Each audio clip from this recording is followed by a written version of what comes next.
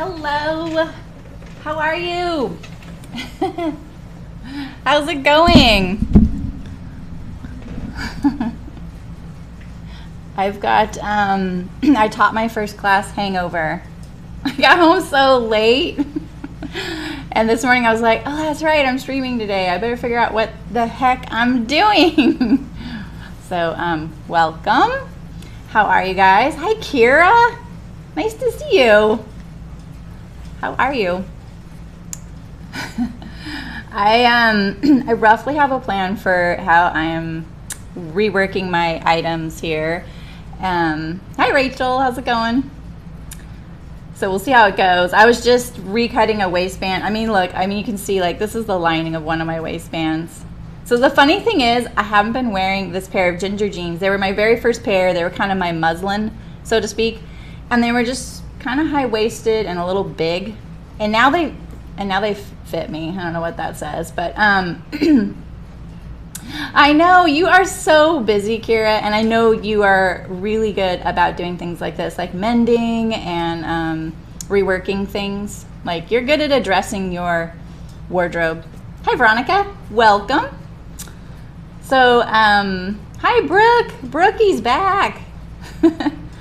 Brooke and Kira teach a lot of classes, and they do it a lot together. So sometimes they're not here because they're off teaching. They're both amazing teachers, very skilled at what they do. Hi, Christina. How's it going? So let's see. So I have 4 main things because I feel like me chatting, it's going to take a little while. Hello, Spencer. How's it going? Welcome.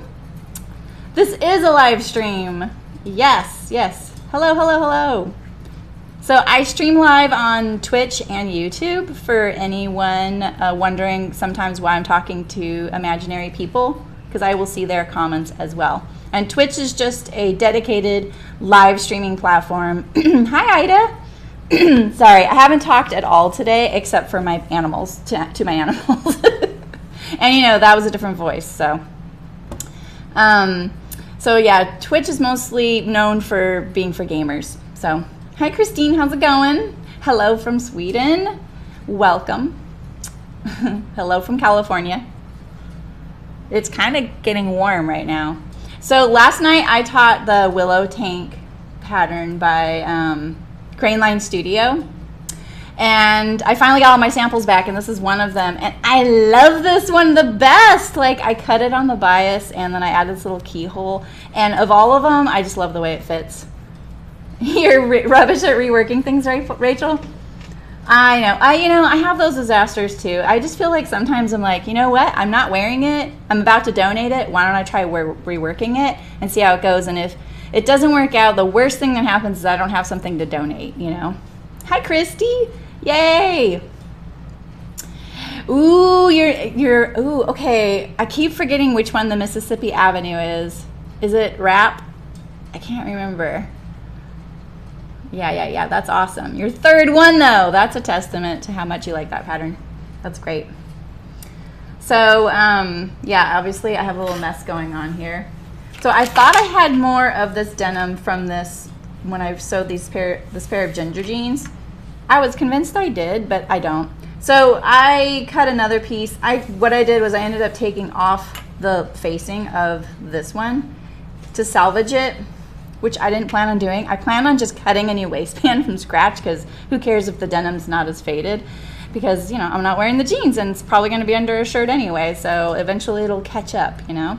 And then I realized I didn't have the right denim, and they were just a little too different. So I just cut a new piece for the lining, because I like denim waistbands that are denim on both sides.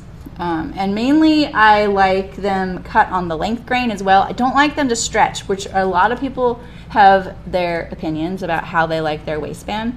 But for me, I just like it to be very stable all day. So I got this denim from that pair of jeans I made for the men's jeans I made, because they're non-stretch denim. I'm going to just line the inside. I'm going to cut this off. So here's my plan. These were too big. They are fitting a little too comfortably right now. But I already removed the waistband, so what the heck. I'm just going to do what I planned on doing anyway. And I am going to make the waistband smaller than the waist seam of my jeans and ease it in so that they are a little closer fitting at the top. Because honestly, I really can't change the fit of my jeans without major reworking. And this way, you know, I'm gonna treat it almost like the jeans are the sleeve going into an armhole and ease them in. And I think it'll be invisible, it's no big deal. The jeans stretch anyway. So here's my pants right here. So I ripped off the waistband, you know, just like watching TV or something. These were my sample pair.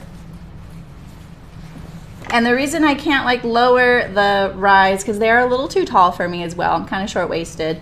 And this is the high-rise version, which I didn't know what high-rise, like what their version of high-rise is. So you just never know until you try it.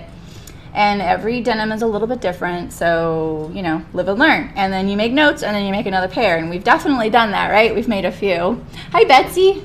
Hola. That's awesome. Yeah, just stay for whatever you can. No worries. Hello, Pam. How's it going? So, are you guys all sewing? Are you mending? Are you hanging out? Are you drinking coffee? What are you up to? Probably not in Spain. Maybe you're in your afternoon coffee. You're gonna knit. Nice, nice. It's perfect. I feel a little bedraggled, but I look okay. I didn't even check. Oh well. I'm telling you, you know, I was up a little too late. What are you gonna do, right? So I can't shorten the rise because I'll get into my pocket here. You know, like, yeah, I could shorten them a little bit, right? You just, you know, even a little bit's gonna help. It's amazing really what an inch or a half inch can do in the rise. It doesn't take much to shorten it, but like I said, these are a little too big around the top. So I'm just gonna ease my waistband as best as I can into or my waist seam into a smaller waistband. There you go. That sounds so good, Betsy. I've been wanting a salad lately, and then me and my daughter, because my husband's out of town, and you guys know he does just about all of the cooking, and I can do just about everything, but I just don't really enjoy cooking at all, and it's just a thing for me. And so me and my daughter are like, where are we going to eat now? And every time I'm like, I really want a salad. And then she's like, well, I want this. And then she gets that, and I end up not eating any either. I have a bowl of cereal, or I have like 4 sprigs of lettuce. And that's my salad. It's so terrible, I know. Oh, you're going to cut out the range slacks? I almost wore those today, Rachel, but with this shirt, I really wanted to wear this shirt. You know, it's like you have that one piece, you're like, I'm going to wear this today, and then you're like, what am I going to put it with? I tried to put it with those pants, and I was like, all right, I might be able to pull this off, but it was a little kooky. But I like the blues together, you know? I have 2 pairs cut out. They're right behind me. 3 sundresses into maxi skirts. Brilliant. That'll be awesome. I actually thought about doing that for my dress from Mexico. Okay, so... Well, and I also brought my hem, because this is what I made in my class last night, a little willow tank, and so I didn't get to the hem. So maybe I'll do that at the end. I have now 2 willow tank dresses and 3 willow tanks, so I'm kind of done with tanks. Oh, yeah, sure. So my mods on this are, I put a center back seam in. Cut on the bias. I removed a little at the armhole so that I could bind it like this rather than to the inside of the garment. I'll explain that. Let me look at, I have my mods list, just a second. Where is it?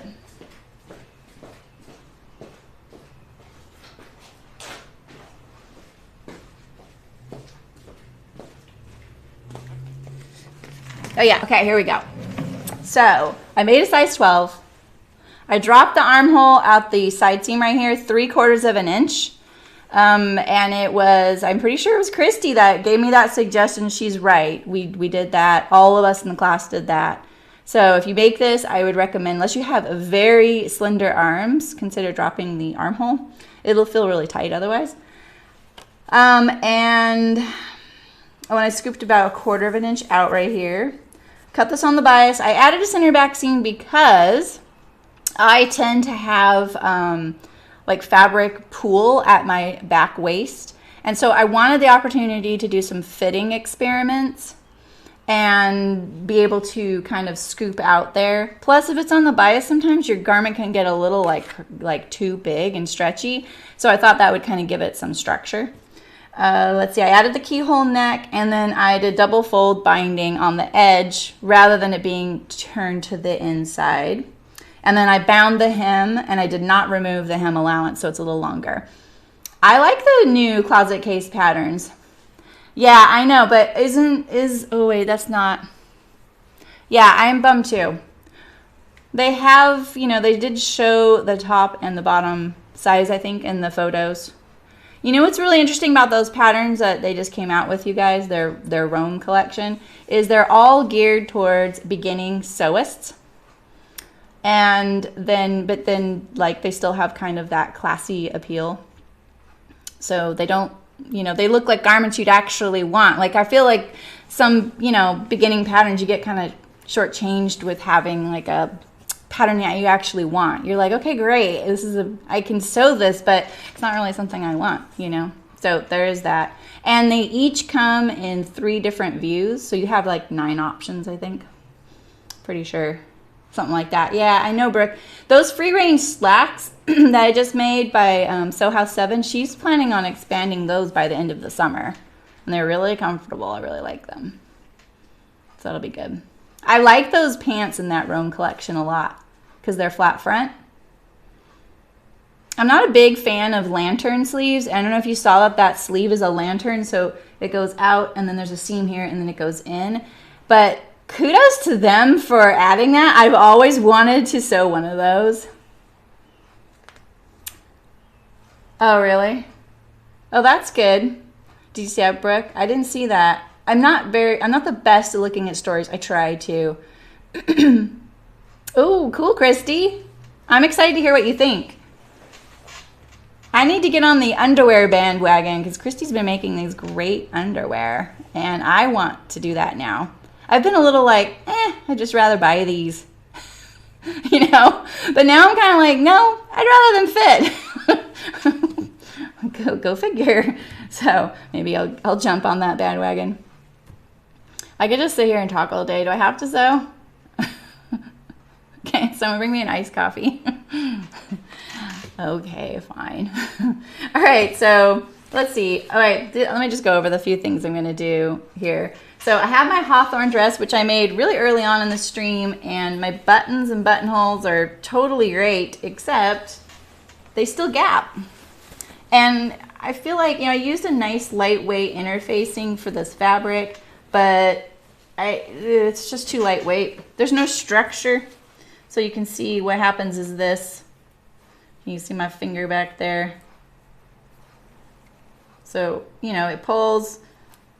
We all know what a gapping, you know, buttonhole looks like. So my idea is to add, what I'm going to do is I'm going to stitch down the ones on the skirt so I don't have to worry about it.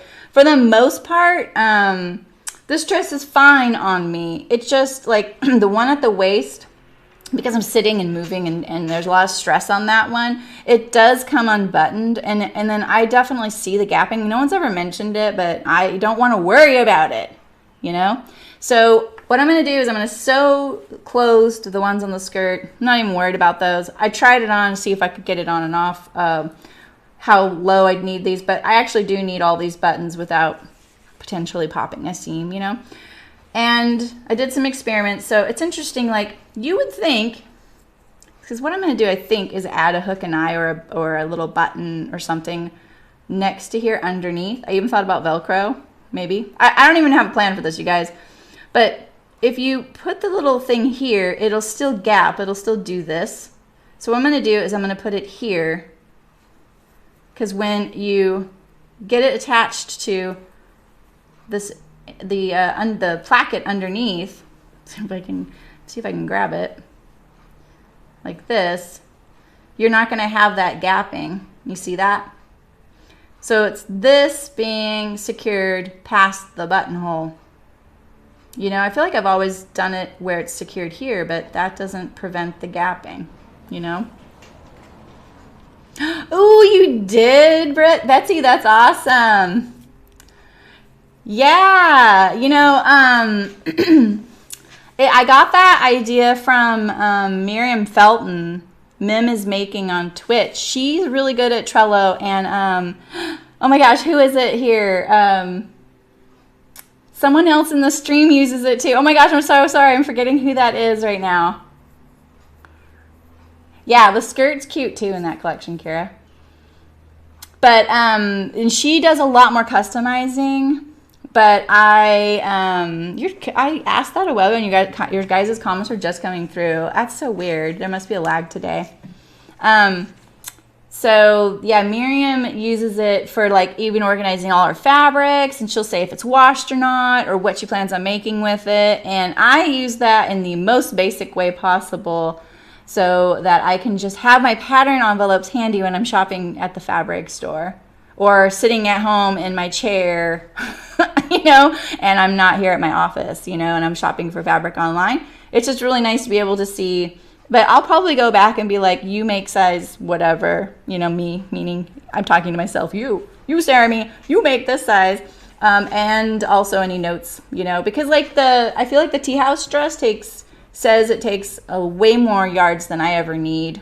So that's helpful. I think it says like 7 yards on the envelope, and I get it out of 3.5 or 4. So like that kind of thing. So when you're shopping for fabric, you can kind of trust your things. But I'm so glad to hear you doing that too.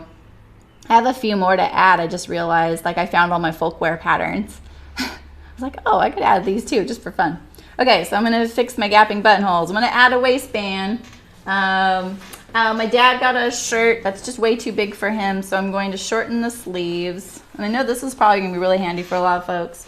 I started to do it just for him, and then I realized you guys might wanna see me do it, you know? So he wanted his sleeve, this was the original length, and he just wants it 1 cuff up.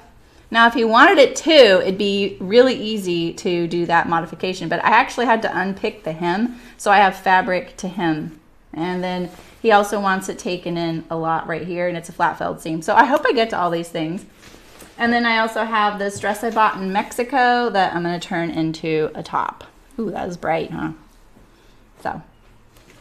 Spinning and washing wool, Ida. That's so constructive. That's great. All right, so what should we start with first?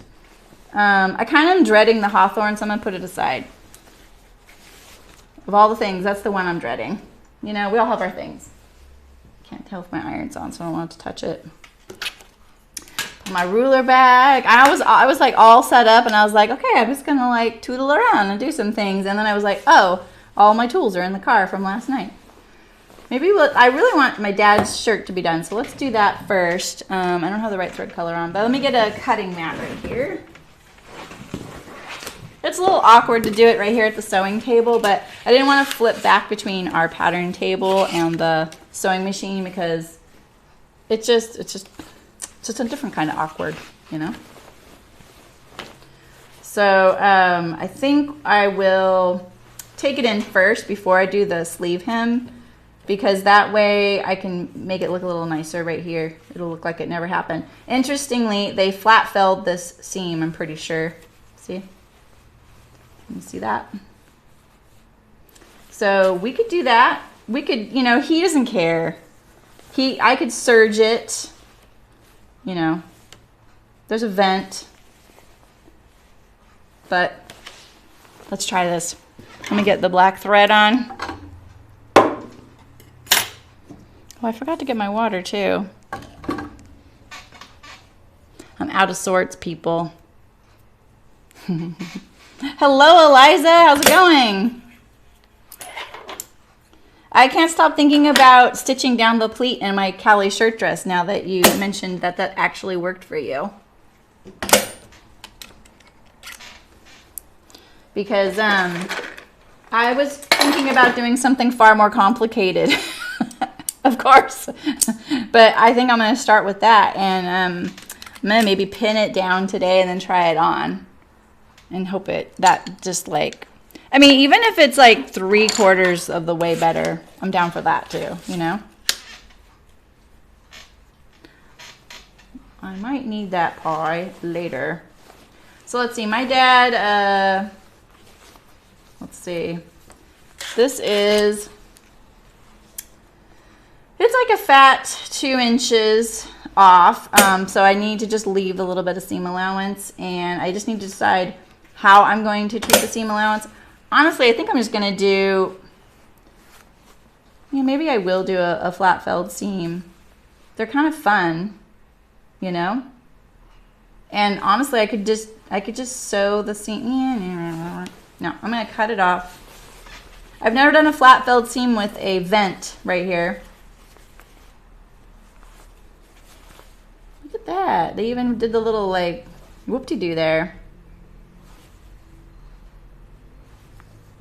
It's interesting always seeing how things are sewn, isn't it?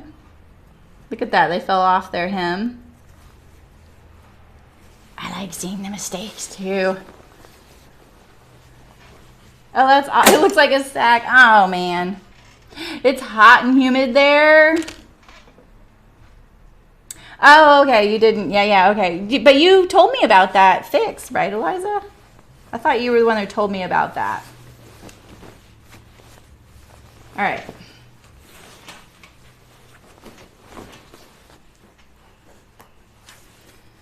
I'm going to take my pin out because I just know it's 2 inches.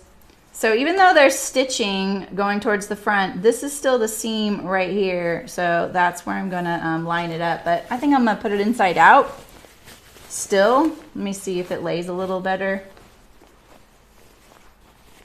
We'll see. Now it's definitely kind of a quick and dirty thing to go through the armhole like that, but you know, he got this secondhand. He doesn't want me to spend a ton of time on it. And, you know, it still could need adjusting once I'm done. Absolutely, Nancy. Whoop-de-doo. Did I say whoop-de-doo?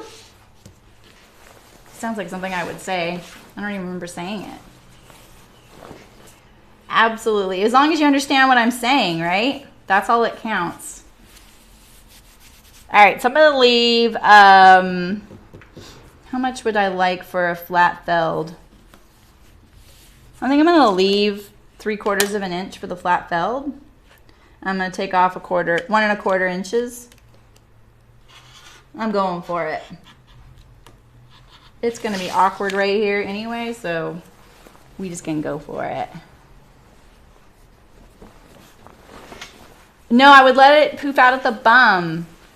I know. Exactly. Another garment that you hardly ever see the back view of, you know? I'm always suspicious when I don't see the back view very often.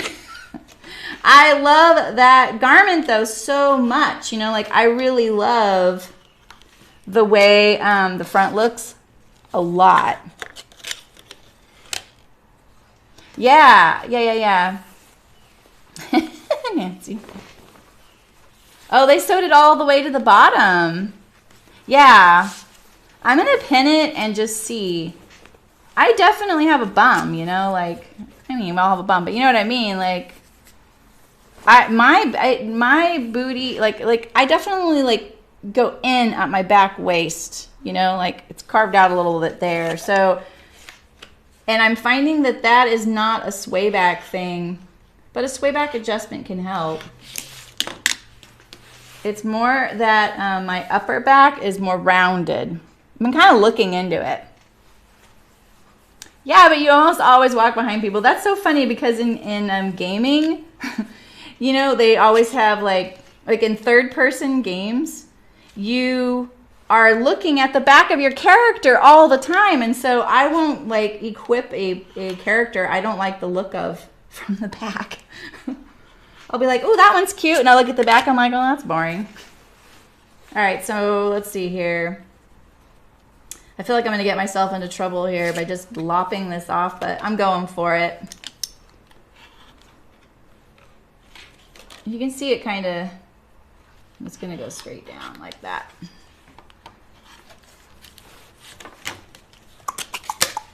Okay. What the heck? Where else am I attached? Okay, let's get rid of that. Let's do it on the other side. Maybe I should just give it to my dad like this and he can have, you know, a smock. Hi, Louise. How's it going? Yeah, that might help, Eliza.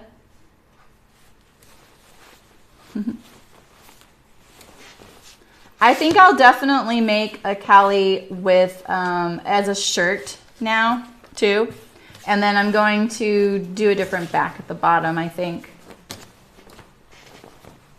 Oh, this is pinned. Of course it's pinned. There we go. Oh, right. Let's see here.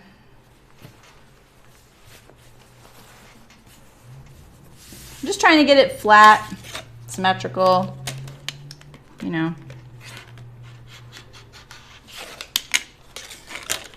I like rotary knifing for that reason, because you're straight up and down, whereas the scissors are going to pick up your garment.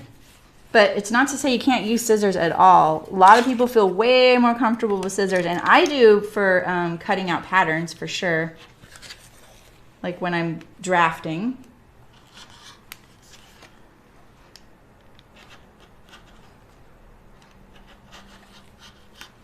Kind of have to eyeball the armhole.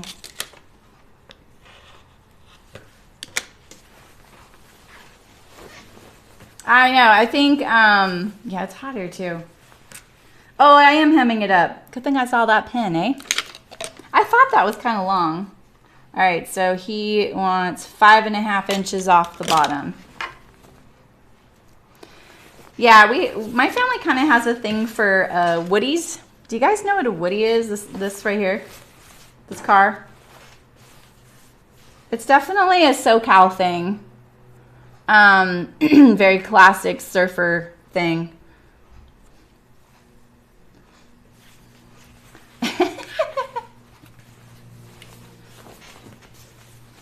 No scary stalkers here. Exactly. So if you're new here and you want to chat with us, and we really want you to, and you're in YouTube, you need to create something called a channel, which is just an account. It's just their way of saying it, and kind of decreasing, you know, trolls and things like that. On Twitch, you can't even, I don't even think you can view on Twitch without having an account. Like, that's just kind of how it is. You know, it's like an app, basically. So you have to kind of create an account to use it. So you don't have to worry about that. All right, that's gone. Let's cut off the bottom here. Look at this thing. Let's just part out this shirt. Yeah, exactly, Nancy. So let's see, we're taking 5 inches off.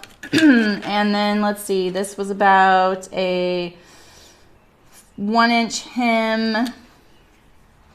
like 1 3/8. So we'll just take off, like, let's just take off, what do I want to do here? I'll just take 3 5/8 off, maybe. Yeah, let's try that.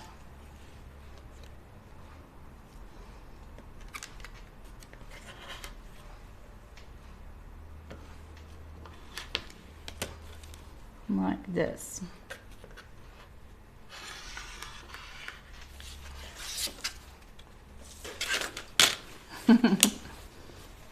Yeah, my mom, you know, since the fire, she hasn't had a car, and you know, my mom and dad have just been sharing a car, and it's just been easier that way, because living in the hotel, you know, parking was an issue, and she didn't know the streets here, so, you know, she's just like, I'll just wait.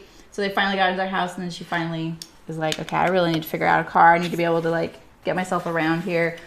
And she really wants something unique. She's really mourning the loss of her car in the fire, because she was really into it. It was a Jeep Liberty, and she'd had it for a long time. She loved it. She had it repainted. It had a name. If you're an Outlander fan, its name was Sassenach, you know. And, you know, she just was, like, bemoaning the fact that, like, she wants a unique car. She doesn't want, like, a generic car, you know. And she's like a Woody. I want a Woody. Which I would have just been thrilled if she'd actually done that, you know. So she ended up finding something, like, all of a sudden, and she really was really into it. Well, she really wanted a Fiat, and my dad was like, nope, not safe enough. And my dad's a retired firefighter, by the way. And she ended up finding one, and she was like, we're going to go look at it. And then they bought it, and it was a Nissan Juke, which they don't even make anymore. It's not old, it's just recent. But when she pulled up, I was like, oh, this is so my mom. It looks like a little dune buggy. Do you guys remember those movies when I was a kid, the dune buggy movies? They were so funny. Oh, really? That's awesome. Yeah, the Twitch video feed is nicer, and you can zoom in. So you can actually pinch zoom on Twitch if you're on that kind of device, you know, or your monitor does that.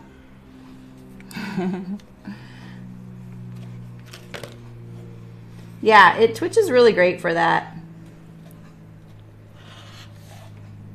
I watch a lot of live streams, and I don't watch any on YouTube. It's kind of sad to say. And I saw Twitch streamers kind of making fun of people who stream on YouTube, and I was like, hey, us DIYers, that's the place to be, man. Yeah, it is hard to find a different car. Hi, Megan. How's it going? All right, so I'm going to do the underarm seam first because you don't do your hems before that anyway. Look at this shirt now, what we got here. So we've got basically, you know, now it's at ground zero. Here's the sleeve. Here's the back. Here's the front. My dad's not a very big guy, but, you know, that's what I have going now.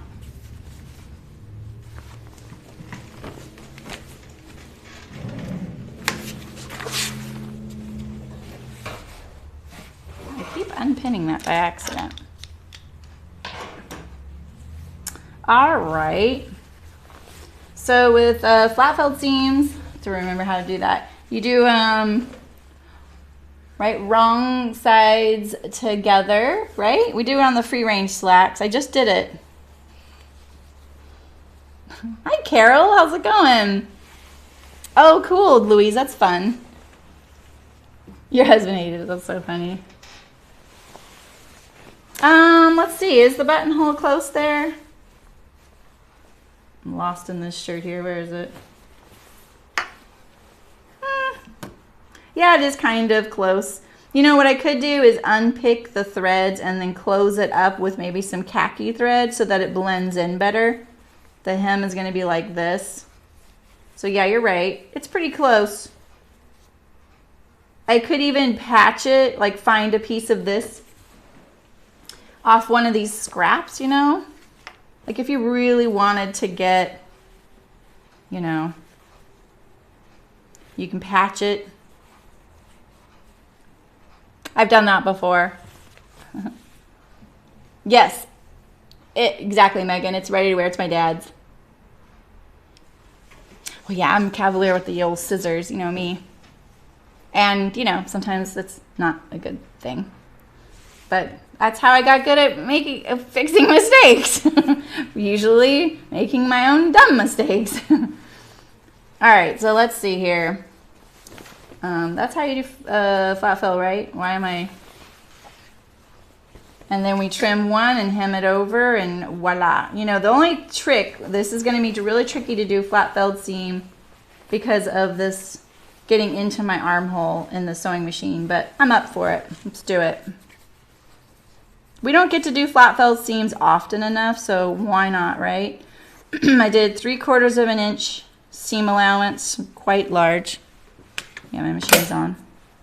I haven't sewn anything yet though, so let's see how. Oh, you guys, man. Sewing on my home machine last night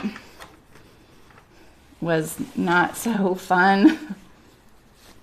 My class went really well, Louise. Thanks. It was really fun. And one of you guys came. Janice came. She's still probably in Chico. I think she went to the farmer's market. So she drove and got a hotel room and stayed the night and came to the class, which was so amazing to see one of you guys in real life. So that was kind of cool. She lives, I think, a couple hours away. So that was like my first little, well, it was really fun. And they said, yes, someone's taking your class and they're actually like from out of town. I was like, what? Why would they do that? How would they know about it? So, all right. I can't remember, did the seam go towards the back? That's the way I would do it. I'm gonna try and stack these armholes up. This is definitely not the way I would ever sew this intentionally. I would have sewn the side seam and then set the sleeve on. You guys know me. Oh, that would have been funny, Brooke. I would have been shocked. I was a little like kind of emotional about it. It was so fun.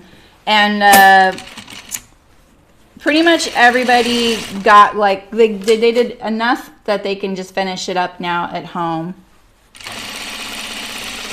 We started a little late and we were there a little late. I need to get better at my pacing, you know? And learning what to teach. Okay, so let's see here.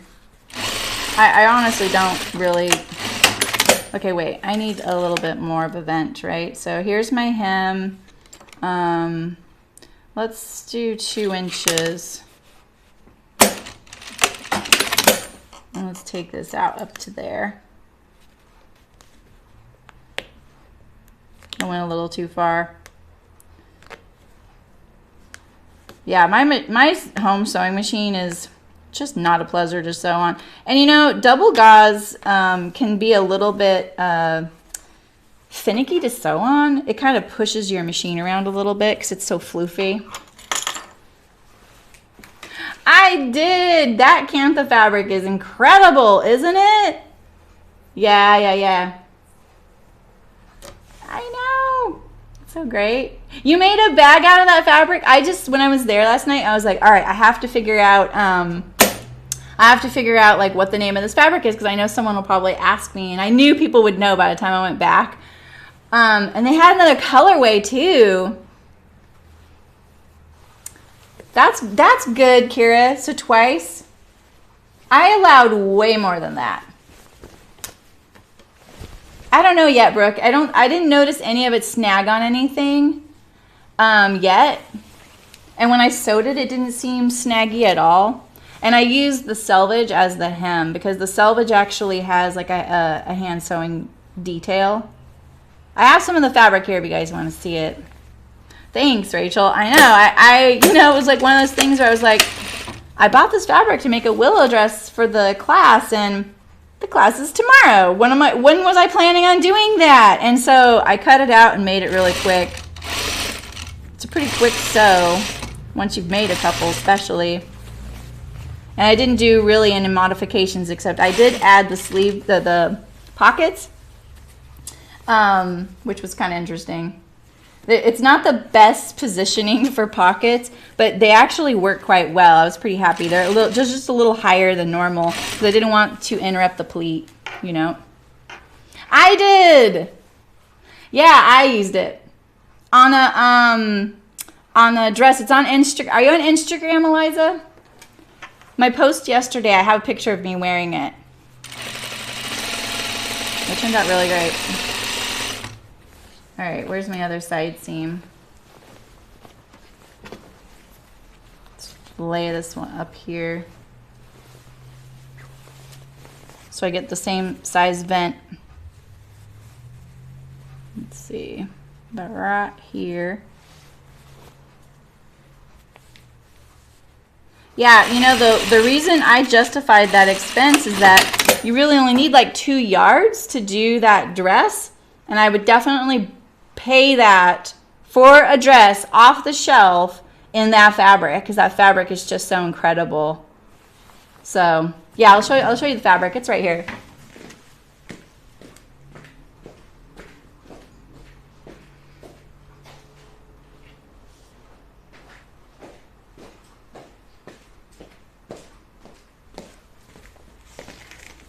Yeah, here's the fabric.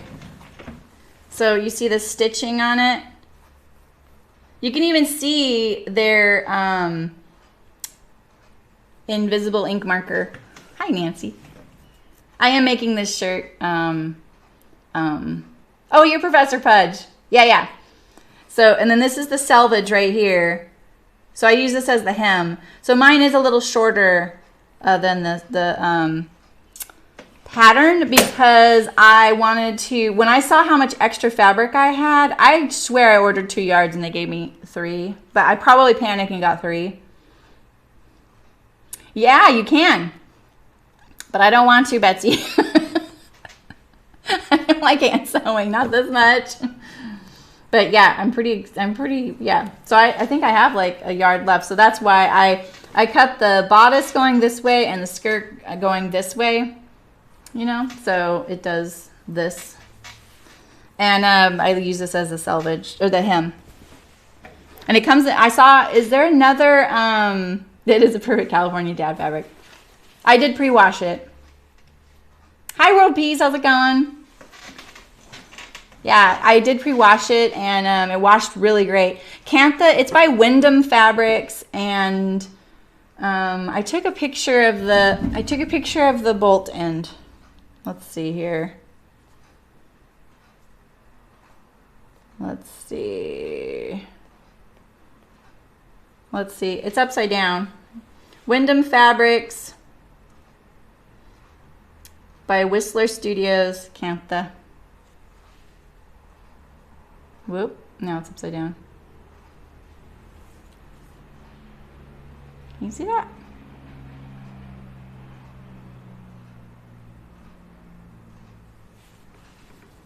Yeah. Yeah, I could see that. I mean, I'm a knitter too, Betsy, so you're right. You know, I'm getting better about it. All right, let's see how I'm going to do this here. If I do this like this, I'm just going to clip this. I'm going to clip it because I'm pretty sure I have to do that.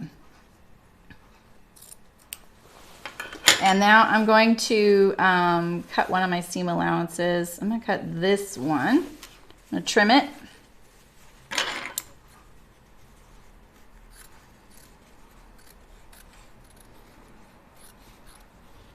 Basically, flat felling a seam is like hemming your seam over the other side. Hello, Quilter Knits. How's it going? Nice to see you. We're just doing some like kind of mending type thing. Like I'm resizing my dad's shirt here. Needed to take quite a bit off of it. They haven't really like bought clothes since the fire yet, so they're just kind of like, they were just kind of like getting a few things here and there until they had a closet big enough to hold clothes for both of them. Because living in the hotel, there's just not much space, you know? So, but, you know, they like going to old car shows and stuff like that. And I think this is perfect. My dad's a blacksmith by hobby, not trade. Thanks. Strawberry pie. Dang, that gives me all the like Marie Callender's nostalgia, which we don't have here. All right. I'm trying to make sure I don't catch the other side. Remember I did that on those, what did I do that on? I did that on my slacks, didn't I? On my free range slacks, I actually ended up catching that and cutting it. No one knows. The best part about my class last night is that I could tell them all the times I made mistakes and you guys didn't notice. You know?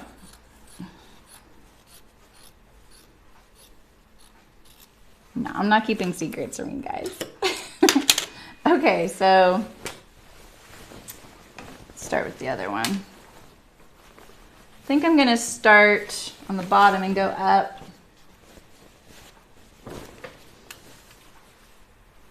So if I do this and I hem it over, I'm not really finishing this edge here. So maybe I will tuck it up like this, then fold it over like that. That's how I'm gonna do it because I'm doing quick and dirty. So because this is a flat felled seam into a vent, and I don't have a machine that does all that. Watermelon, the best food. Yeah, they all made Willow tanks except one gal did a dress without the pleat to see how it would fit, and it looked actually really cute. And she just did a muslin. So this is how I'm gonna do. I'm gonna do kind of how I finish my binding on the ends. I'm gonna fold it over like this into a corner. Hope you can see that. I'm gonna fold this up like this, fold it over, and then fold it again like that.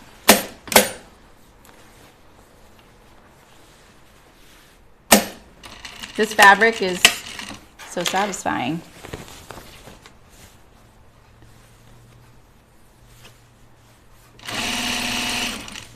You know, I should have ironed this, but it feels so easy to work with. It didn't even cross my mind, but you might find that ironing this would be a little bit easier, you know, but it just really wants to do it. The fabric is a nice, crisp cotton. Maybe a poly cotton. I didn't even look. I'm going to nip this little fold a little bit right here, just on the underside, to kind of release it on this curve right here.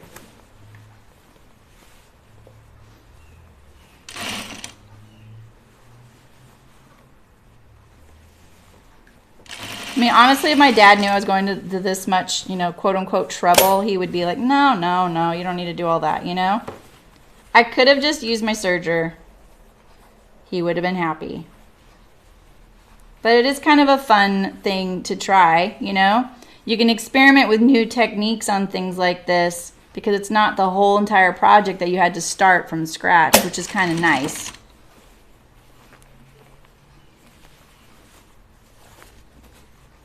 This curve is no joke here. Here we go. Just need to get past it. Now I'm in this little tiny area of the sleeve hole. So I'm just gonna do the best I can. Just make sure I don't catch my shirt underneath there. But it seems doable, totally doable. I've done worse.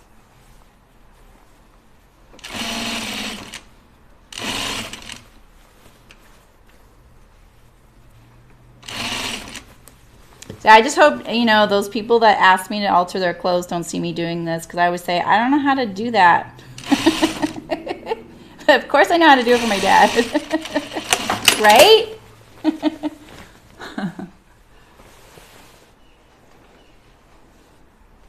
Wait, what? Oh, yeah. Oh, you know, and I don't have that set up. I need to disable that. Yeah. No. So yeah. So Streamlabs is my encoder. So when you stream, you can't just go live on YouTube from your desktop. You have to have something called an encoder, a middleman, so to speak. And so I picked Streamlabs OBS, which is open broadcaster software. And then you can set up different commands. So like if I use my seam ripper, you can write ! drink.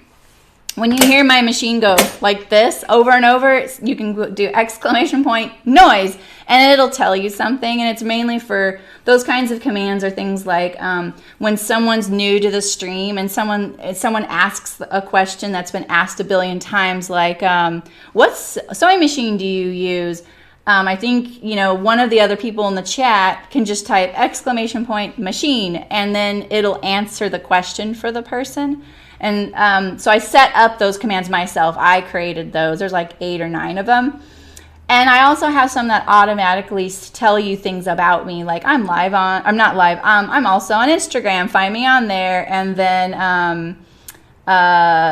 you know, here's my Instagram handle. Or, hey, if you want to find out about all the projects I've made, go here. So it is kind of like advertising, but I don't make any money from it. It's just things to kind of create dialogue as well. Yes, if you say ! commands, pretty sure they'll all pop up. So you just type that in the chat, exclamation points, commands. So like streamers will have things like uptime, because people are like, how long have you been live? And you can just put exclamation point uptime. I don't have that. You guys know what time I go live. So yeah, so then if you give it a second, I think all the commands will pop up, all the ones possible. Yeah, so there you go.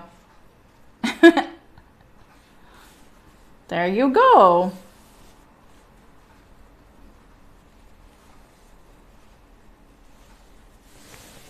All right, so I'm doing the same thing. I think I did this seam onto the front side and this one onto the back, but oh well. Yeah, oh, noise. Noise is, yeah, lint lava. That's when I drop something on the ground. We call it lint lava. It's like, oh, shoot. Remember my old shop was just like, I just couldn't get rid of all the lint on the ground. So we decided it succumbed to lint lava. So if I drop something, it's just a fun thing. Like you can make all kinds of things. I can even do gambling. Yeah.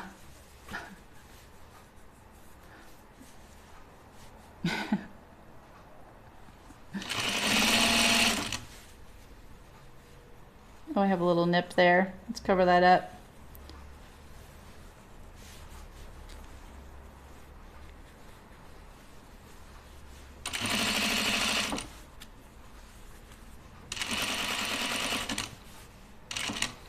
All right, get into this dicey part here. Ooh, I think I fell off right there.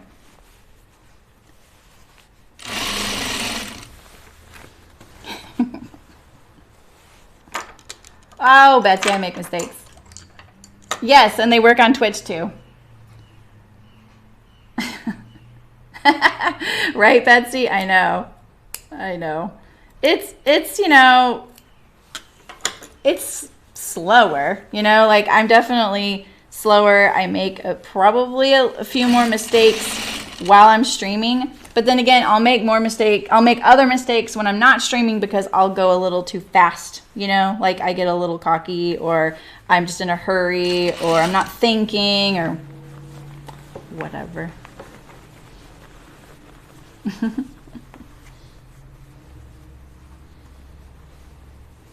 Yeah, I'm training you guys on what the streaming life is, too. I'm also teaching you all about streams and commands. But if you go to most streamers, they will have commands, and then if you type in commands, you'll learn what they are. If they set that up. I did, you know.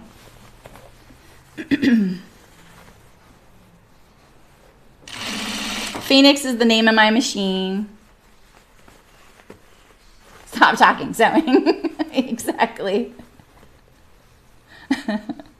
You know, people always say that, how I listen to books when I sew. They can't believe I can do that, but I can't if I'm working on a new design and figuring it out. If I'm figuring out, I can't either. But if it's something I've sewn 100 times, like production style, oh yeah, you can bet. Like I absolutely need the book to keep my sanity, you know. And then once now that I'm alone in my shop, sometimes I'll sneak movies and things, and that's cutting my production time. Not my production time. It's not cutting my production time. It's adding to it. It's cutting down my productivity, you know. Yeah, I like when my hands are busy, I can take in information. I like washing dishes. When I need to think something through, my hands have to kind of be busy. It's kind of weird. Not weird, but it's just something about me. All right, so for the sleeve, I hope it didn't get too narrow, making it 2 inches smaller. I don't think so, though. Yeah, it'll be fine. He wanted it 1 cuff up, right? So the thing is, I can't just cut this cuff off. I wouldn't have enough to do the hem. So.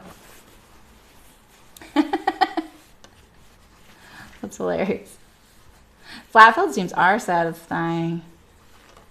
Yeah, I have a quilter. Which one are you making? Are you making the tunic? I think that's really cute.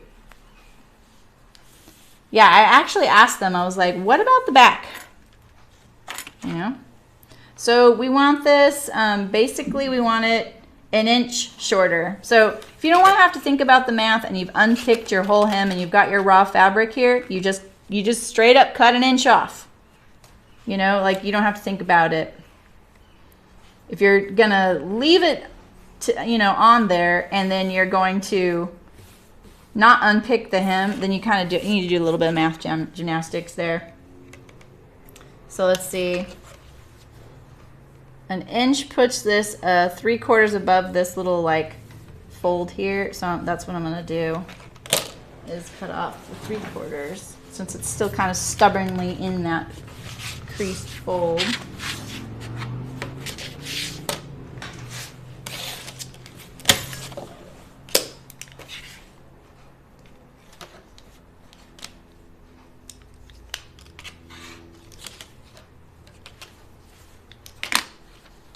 All right, here.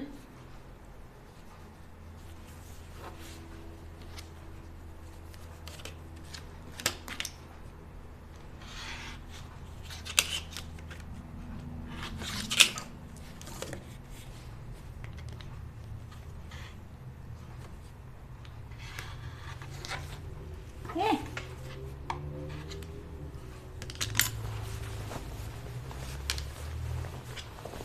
Oh, I don't know. Did I see the mods? I'm not sure. Did it come out today? Because they have the dress length now. I always thought it was. Cool. You've already made 2, Pam? That's awesome. Yeah, what is the back like on you? I know, Betsy, that is kind of funny. I can't put my phone in my bra. It's too hot and sweaty.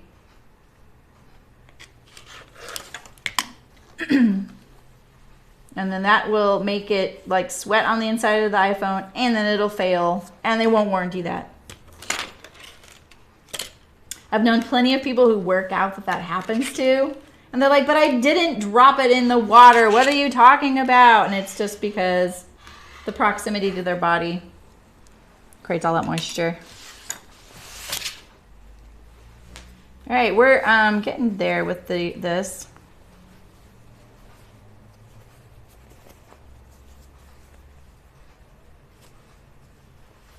Let's iron this.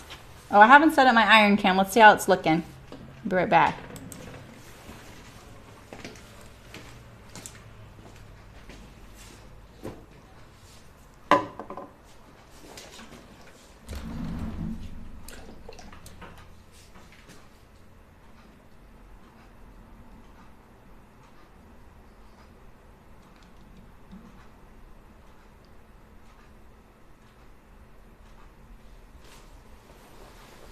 Live in a cave? Oh, cool. Thanks, Brooke. I'm pretty sure I got it. See, I think my iron's not doing so well here. So this is the old fold line, but I kind of could use it, couldn't I? Just kind of serendipitous.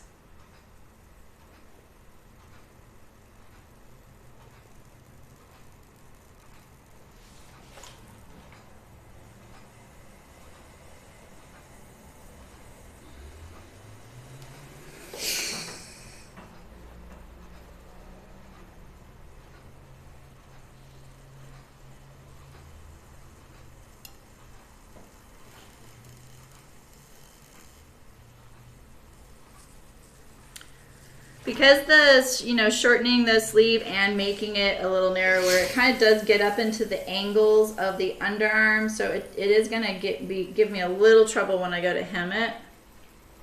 But I think we can do it.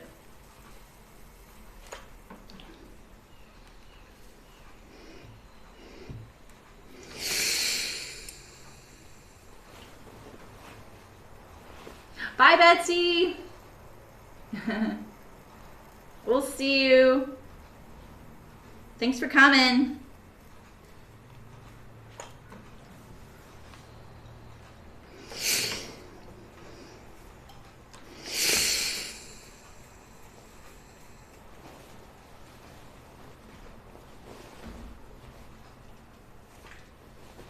Alrighty.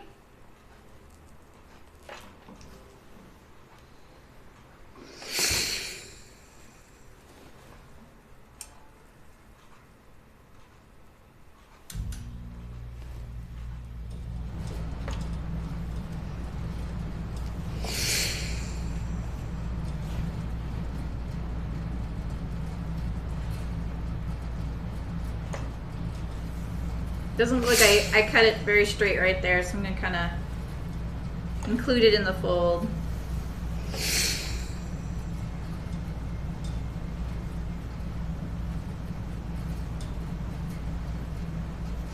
I like ironing these circles from the inside of the sleeve. It's a little easier. I do have my sleeve salami.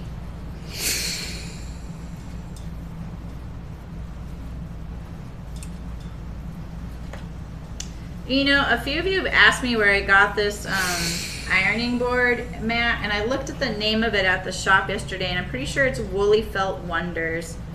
They're made in Oregon. They make all kinds of things. They even make like a thinner one that's rolled up, so you probably can take it with you.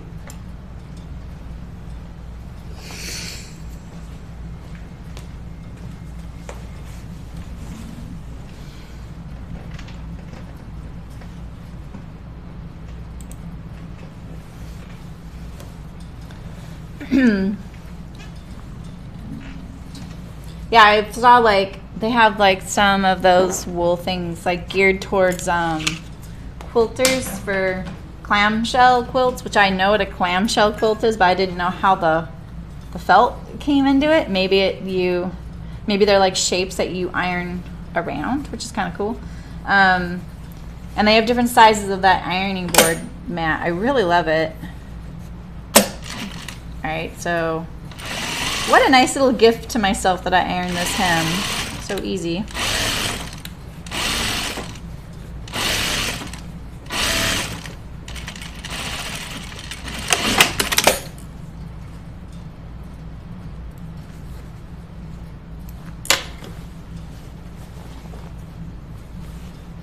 Remember when we were kids, you know, and like sometimes like I would see those kids that their mom would alter their clothes to fit them, and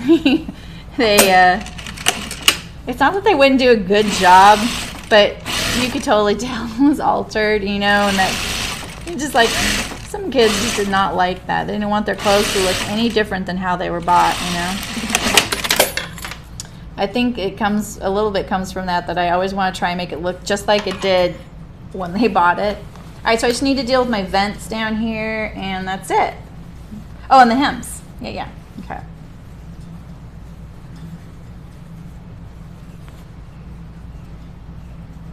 Yeah, see, I needed fabric above the vent, and I didn't accomplish that, you know? Oh, that's cool. How do you like it, Nancy? Do you like it? All right, so should I iron this too? This fabric is so easy to work with.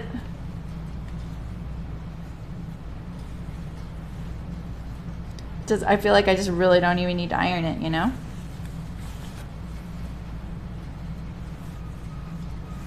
But I will. I'm just gonna iron it. It's kind of fun.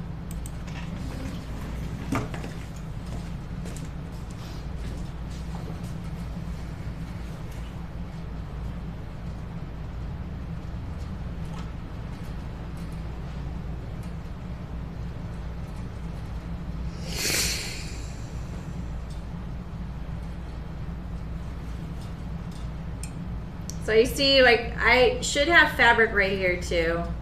I didn't set that up right. Oh well.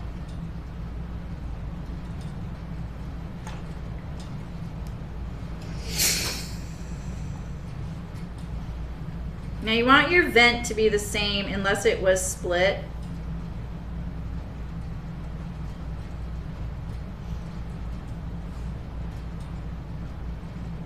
Same like this way.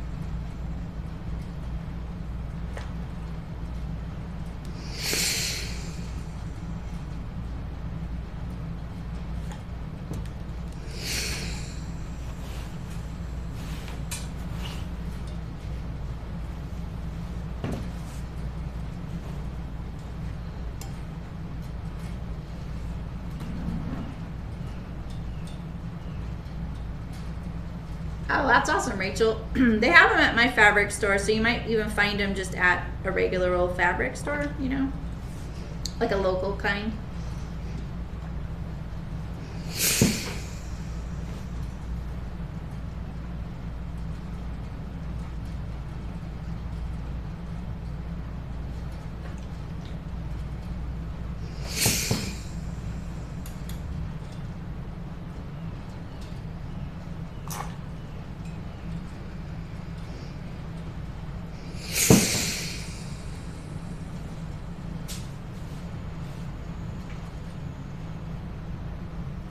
Make this a little bigger. I feel like it's kind of dipping down and it's getting a little small. Like that.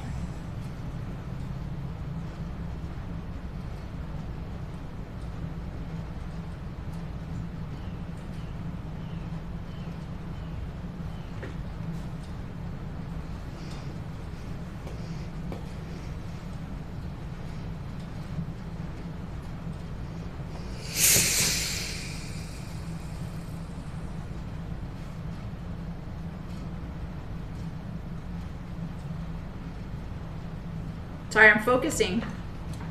I'm typing.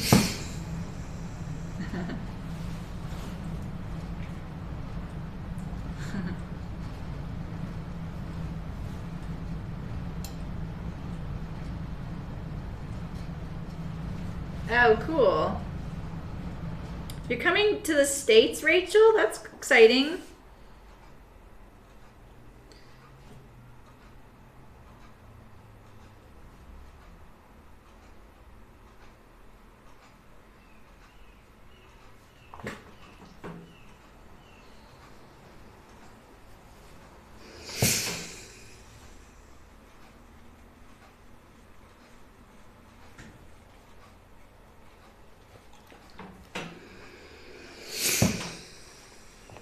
All right, home stretch.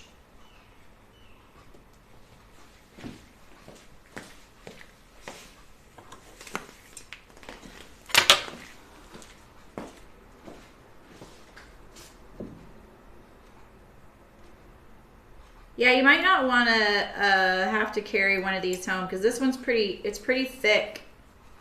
It would kind of be a lot in your luggage, you know.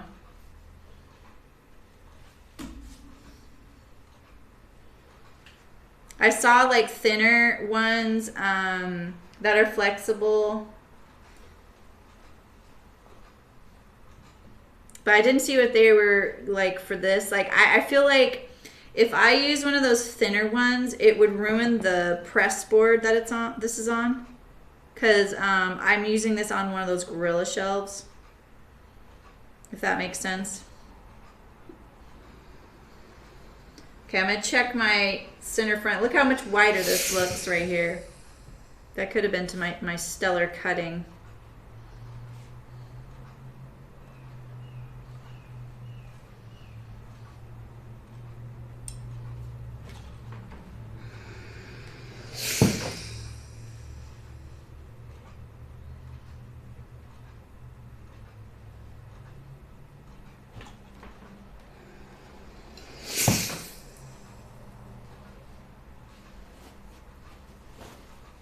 Alright, so let's match up the fronts here. You don't want to forget to do this. I forget to do this all the time. Or I'll remember and I still get it off, you know?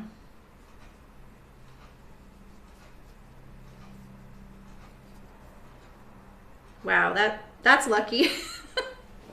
that never happens. I'm gonna take this button off.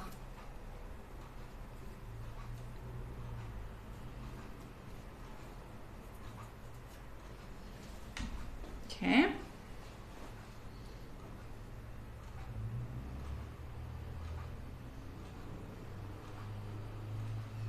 So even if the center fronts match, it's also nice if the hems match. So I'm gonna double check that as well. I'll iron it, but I'm gonna check it. That, like, for me, like, I know the kinds of mistakes I make, and typically, and that would be a total Sarah thing to do, is to be really, like, think about a few things, but not this one, you know. And then your hems, like, because it's black thread, so it's really noticeable, you know. And you wouldn't want your hem to be here and here, you know.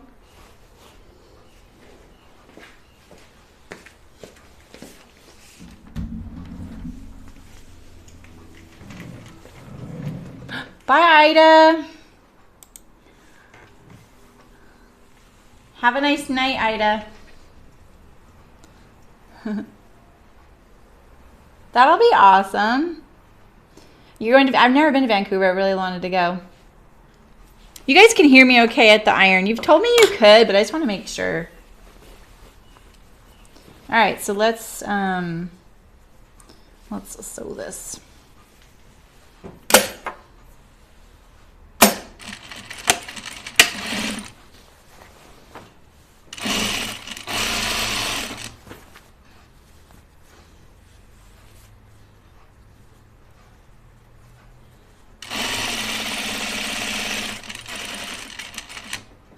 I think I'll just go like this, pivot on this, back stitch down this vent, and then keep going. So I really like the stitching to go above the vent, but like I said, I kind of didn't allow for that, unfortunately. I have to like, I need to plan that better. I do that, I've done that a couple times.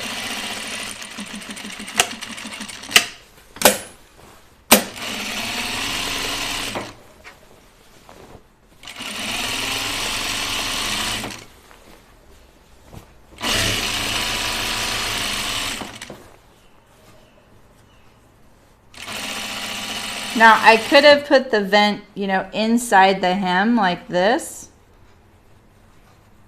And then gone like this. And then not have to do that thing I'm doing right now. But I'm kind of just mimicking the way this was originally sewn. That's why. Oh, good. I'm glad. Or if I ever leave you. I know. I totally left you guys over there. Can you still hear me? That's when I was doing secret sewing, you know, and making all these mistakes, and then I just didn't tell you guys. I feel like because I did that one time, I'll never do it again. I felt so bad.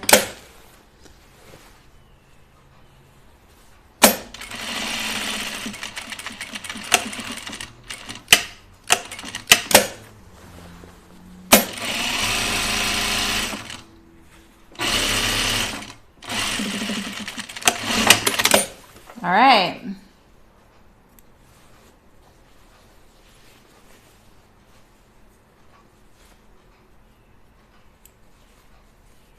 This is from the flat fell seam here.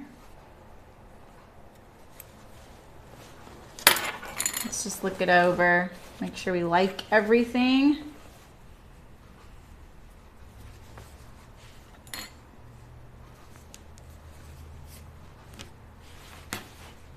All right, so what do we think about this?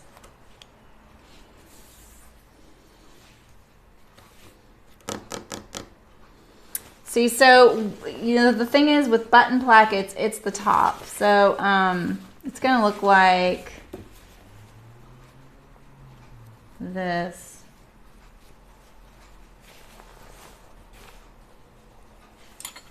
What do you guys think?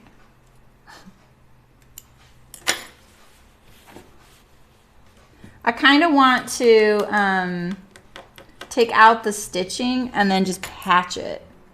Not maybe just with a few quick stitches, or zigzag it shut with some khaki.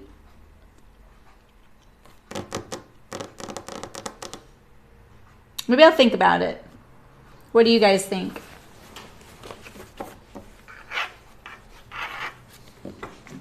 I mean, in a way, it kind of blends in because of all the print, you know?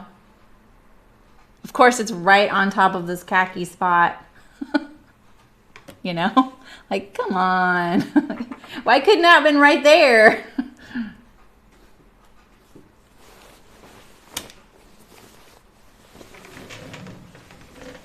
All right. But now my dad's shirt's nice and slim.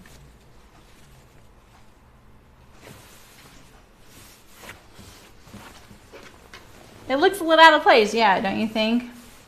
I know, I'm not sure anyone would notice it at the same time. You know, what I could do is, like I've done this before on my own things, and that is like, I kind of make it so that it's like a label.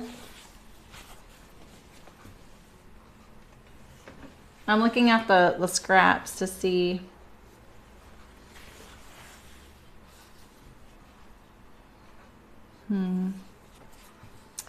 You know, like on my Archer, I took a contrast piece of fabric, and because that was the one that I accidentally rotary knifed right into my placket after it was done, and I was working on something else.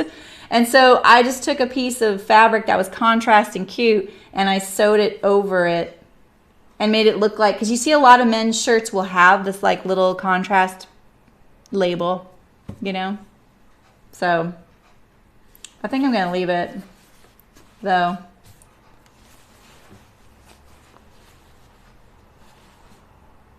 Looks better like that, though, doesn't it? You can't even see the buttons there, you know? Like, of course. Yeah, I think I'm going to leave it. Bye, a quilter. Oh, have fun. Toy Story. That'll be cute. Okay. Now what? Should we do that waistband?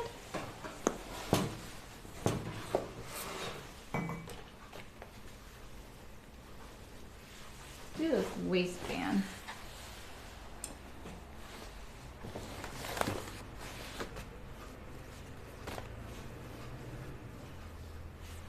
I have my Charlie Captain here because the tie got caught in the sewing machine and ripped out. So let's see. I'll just use black thread to sew my waistband together, and then I'm gonna need to switch. So here's my plan. So right now this current waistband fits this pair of pants. What I'm gonna do is I'm gonna cut off my buttonhole.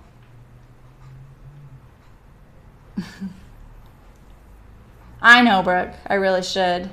You need a hand sewing command. No hand sewing commands. I really should do the thing I'm dreading, huh? I have to think about it. I'm still thinking about it. I did get my little,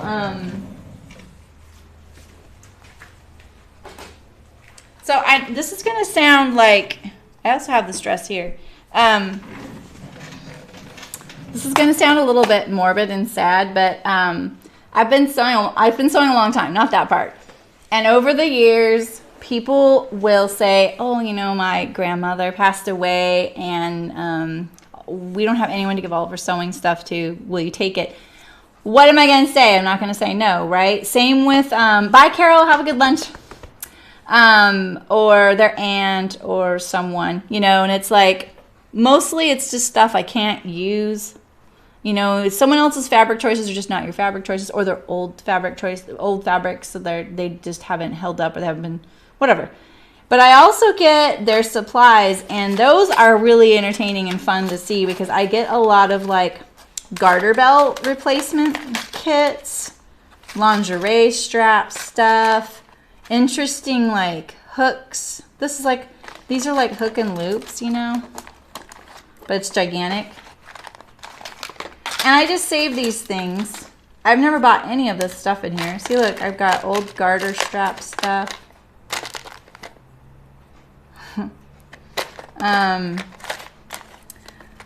Bra extenders. And I just keep it. Because you just never know when you're going to need something kind of, you know, unique for a project. So I do have all these hooks and loops, and that's what I'm thinking, hooks and eyes, and thinking about for my Hawthorne. I don't really like those things. I hope so, Brooke. I mean, it's funny because when I worked with at the high school with the teens, people were like, oh, what a great program. I have a bunch of fabric I want to give you guys. And that is where I would draw the line. And the director would get a little like, you're saying no to them? And I'd say, yeah, I'm saying no. And the reason being is because what teenager wants to use hand-me-down fabric for their fashion show things? Maybe the fabric will be awesome. Most of the time, it was a great fabric because this is their rationale.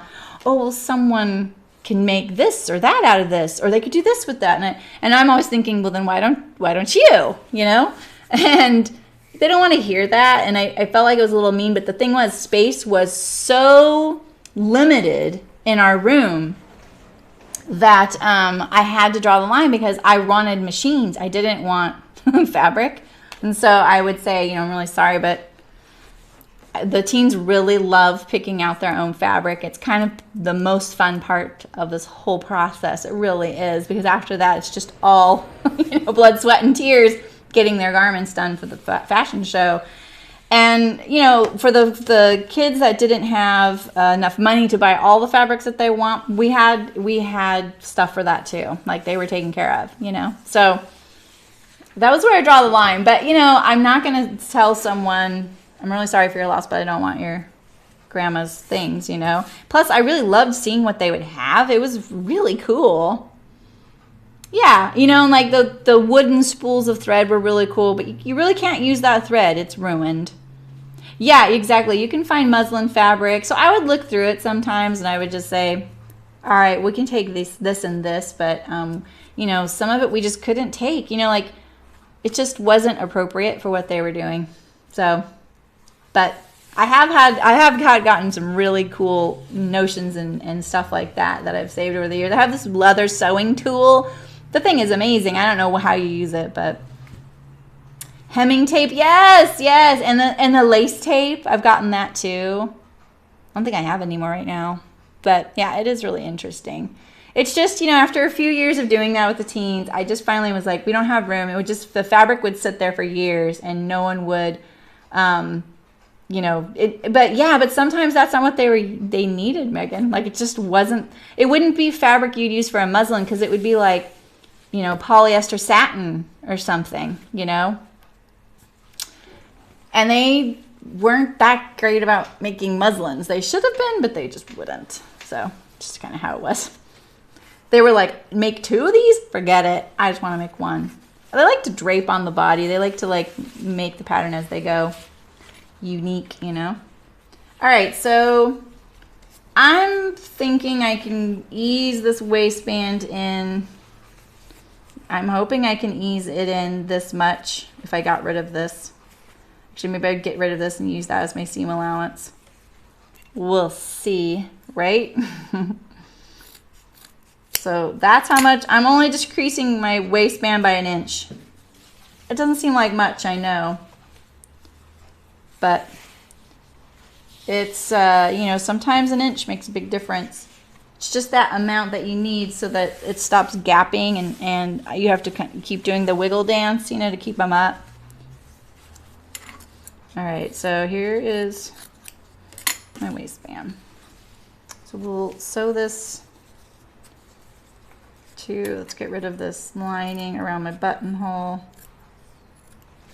And I'm going to use a tack button this time. I used a wooden button made by this really cool couple. And look, it got indigo dyed. Is this one you gave me, Brooke? Oh my God, there's a dog in here. Oh. I gotta go shut my door. Hi, buddy. Come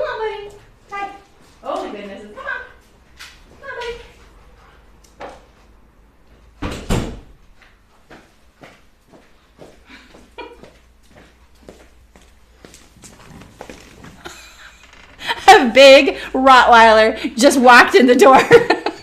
Scared the crap out of me. And I scared him too. He didn't know I was in here. Didn't plan for that. You need more of a budget to keep your pants up, exactly. You do take some donations. Yeah, exactly, Kira. It's smart to be picky. You know what I mean? Because this like the space is an issue in schools, especially because there's other people using those spaces. You know. I don't know whose dog that was.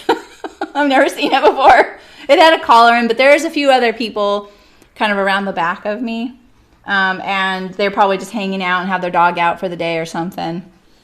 There's a creek right here, but it's all fenced. Like all this whole area is fenced, and there's a gate that we drive through. So they probably just let their dog wander.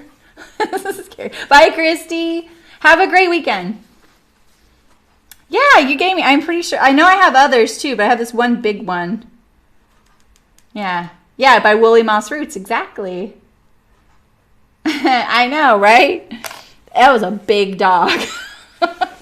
Like his head was like this big, and he was waggling his whole body. He was really cute. All right, so let's see here. Let's do this. Let's do this. I'm just gonna sew my waistband together.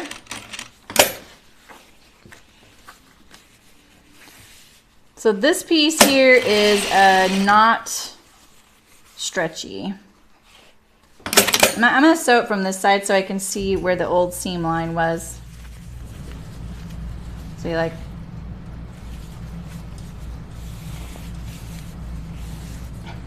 That was so funny. It's funny because I'm not afraid of animals, and sometimes I should be, like sometimes, people are like, no, please stay away from my dog. And I'm like, heck no, I'm sure your dog's fine. And then I'm like, oh yeah, their dog's not fine, But I'm one of those people that will put my hand in front of just about anything. And almost I've never had an issue with it. But that guy scared me because I could hear him. I could hear something walking, and I can't see it. And all I could see for a second there was just like this little flash of black. And so when I sat up to look, like, what's that? It's like, I've been playing too many games, you guys. All right.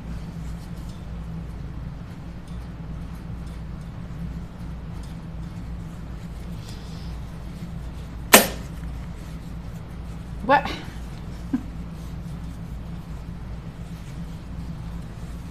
Yeah, here we go. Like, what am I doing? I'm going to sew from this side so I can kind of see where I was at. I spent so long trying to remove threads from this thing. But there's still going to be a lot of threads in here. They may just have to stay.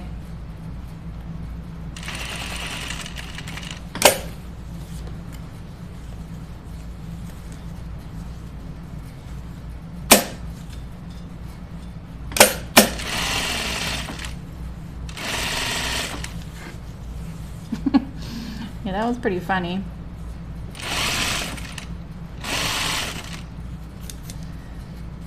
I had my dogs here the other day. I've been walking to work, and eventually I needed to sew, and I was like, all right, you guys stay away from my machines.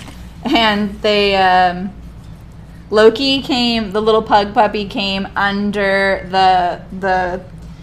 that table and poked his little head under the little curtain, was staring up at me. Looked under. I was like, all right, if you stay there, that's okay, but he doesn't really like to. He wants to walk all over my foot pedal.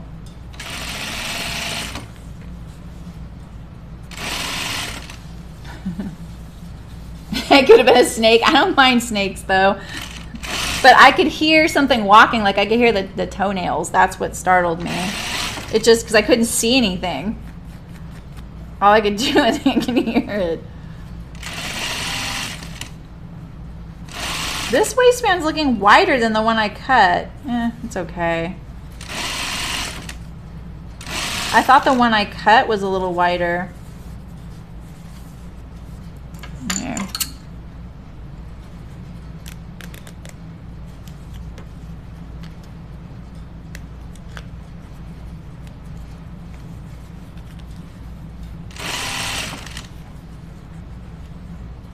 Oh yeah, might be a little short. Let's see.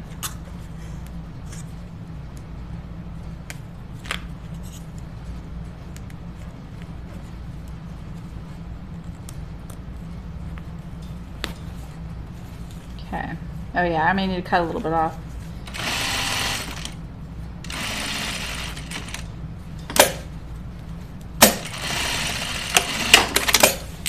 All right. Now it'll fit a little better. So that one's already been trimmed.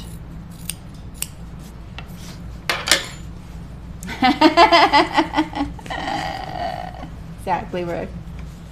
Brooke's in Twitch spamming commands. I just altered the waistband, Eliza. So I removed the old one. These pants are a little big around the waist. Lately they've been fitting a little better though. But I'm still going to size them down.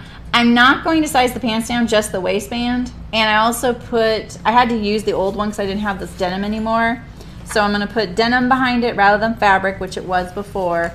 And I'm making the waistband a little smaller, and I'm going to try and ease my pants into it. Just kind of like you do on sleeves, you know? We'll see. I need to get this a little closer.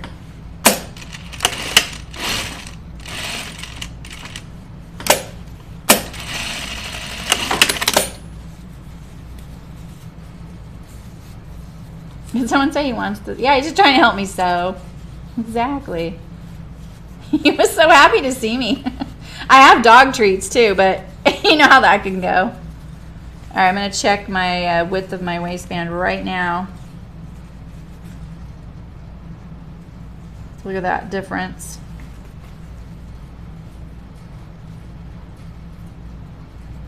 Look at that difference. This one's here, that one's there. But the waistband's the same. This one's a little longer. It'll matter when I put it onto the waistband. All right. So let me give myself some guides, like center, and that way I'll know where to ease to.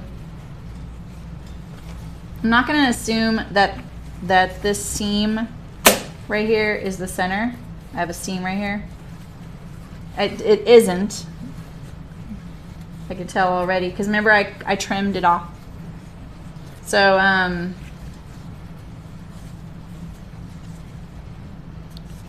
so that I have a guide.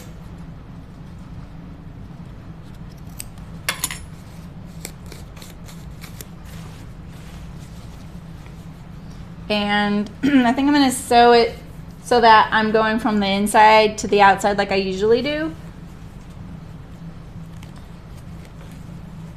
I just like doing it that way. Look at how low that it was. I wouldn't mind it being a little lower, you know. Let's see how. So if you take off your waistband, don't forget that you may have cut off a few of the zipper stop here. You don't want your zipper slider to go whoop right off the edge there. So let's see if they're even right now. And this one's a little taller, and that can be a big difference later.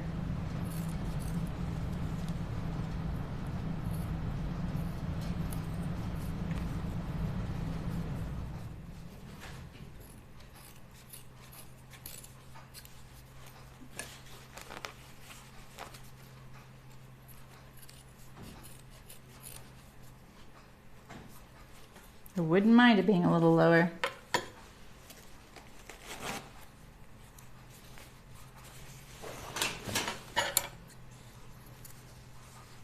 I'm just going to clean this up a little bit.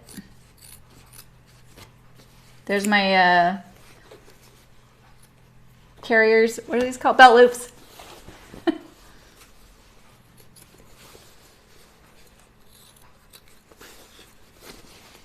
Just look it over.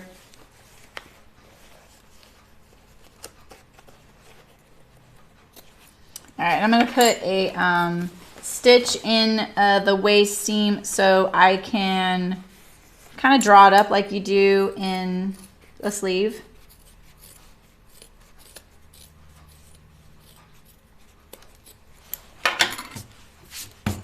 Let's check that now.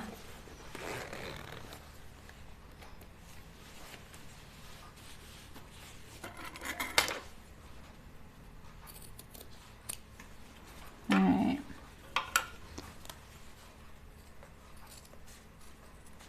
Brooke, I really need to figure out how to raid somebody because Miriam keeps streaming like when I get off, she's streaming and I don't know how to raid her on Twitch, you know? I can only trim this so much because of the zipper teeth. And every time I do it, I get the other side a little off. It's supposedly really easy. You just have to type like a raid and then their channel, but I don't know how it is now. Yeah, Sid did explain it to me, but it didn't pop up for me, you know? So I need to just ask her. Like I need like a noob tutorial on how to do it. I think I actually have to be like watching my Twitch page and type it into the chat, but I thought I could go to the like menu. That's why. And I really want to raid her. I keep missing her streams too because every time I've been done, I've had to go do something. So.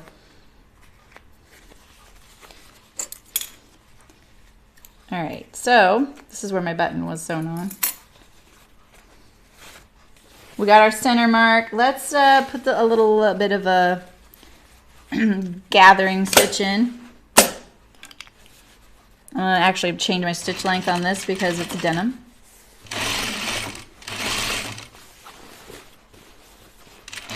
See, the thing is these pants are stretchy, so I'm gonna need all the help I can get kind of easing them in. I'm just gonna break it there and then start again. It's probably good I'm doing black thread. I might be able to see it, to grab it, you know. I don't know if Miriam's streaming today. There you go. Okay, cool. And that's the other thing is like if she's not live, I can do it to anybody. I just don't even know, like, how do I know they're streaming? Do I have to go search? Is that what I do? Okay. Brooke just posted the whole long tutorial in the Twitch thing. That's what I'm reading, you guys. I'm going to pull out some of these stitches because I went into my fly shield here.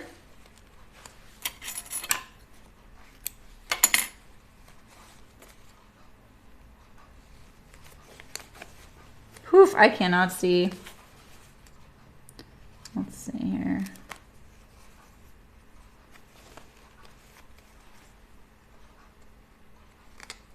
All right, so hopefully it'll work here. This thread's a little lightweight. All right, let's pull a little bit.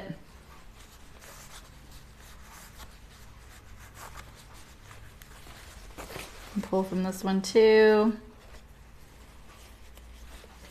Am I pulling from the underside? Okay. Make sure you pull from the same side whenever you're doing like an easing stitch like this.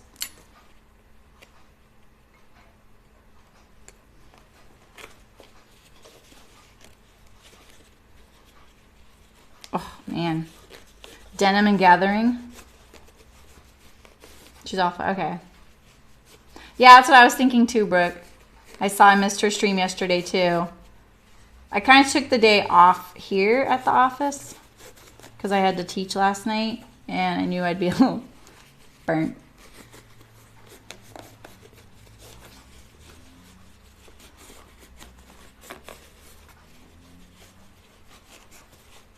I wouldn't mind most of these gathers being on the back of my pants rather than on the front. I don't really want gathers to show though. I am working on my grip strength. Exactly. Okay, I can already feel like it's tightening it up there. You know, honestly, if there's gathers, it's not a big deal. Like I'm not wearing these, like I wear these pants basically as my mom jeans around the house. Like that's the status they're at right now. you know? So there's only up from here. A few gathers are not going to bug me on a waistband on pants I'm not wearing, because I love the way these feel. They're really comfortable. They're just so frumpy at the top. Okay, so we have some gathers in here. Let's distribute them a little bit so that they're not like actual gathers. And I just leave them off the front. Just do it a little bit since I did the other side.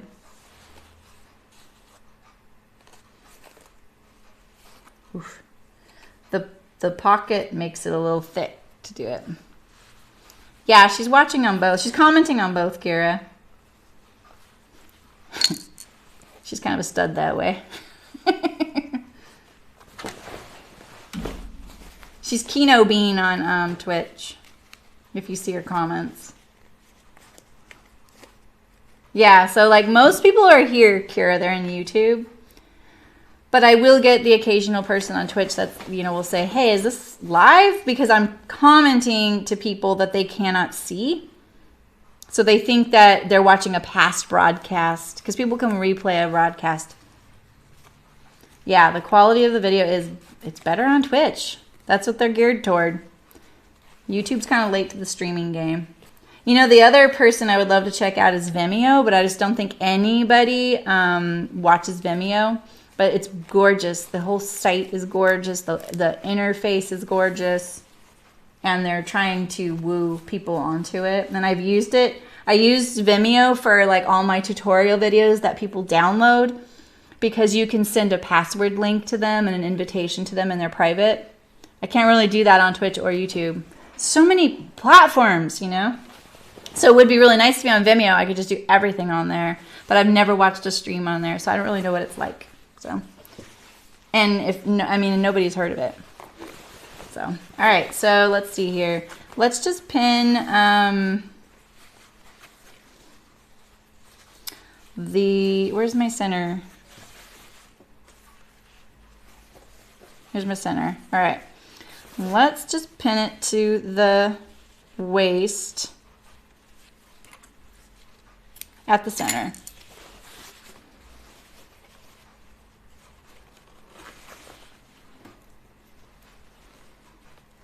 Hey, Kara, how's it going? That's true, Brooke. Yeah, there's hardly a delay on Twitch, whereas on YouTube, I think it's up to 12 seconds sometimes. It's quite long. And on Twitch, it's like almost instant.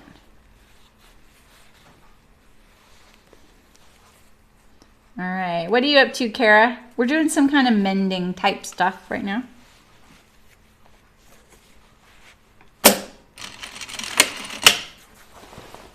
So let's see, how hard is this going to be for me to ease all of that? Ooh, it's going to be quite challenging, huh? It'll be fine. All right.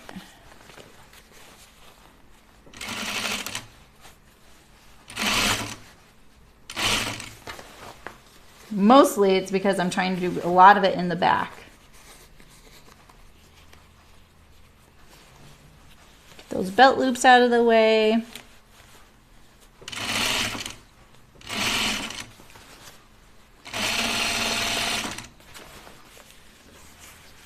Yeah, exactly. Yeah. But boy, they're really trying to jump into this game, and they did create a really gorgeous site, you know, because Twitch isn't very pretty. YouTube is clunky as all heck, you know.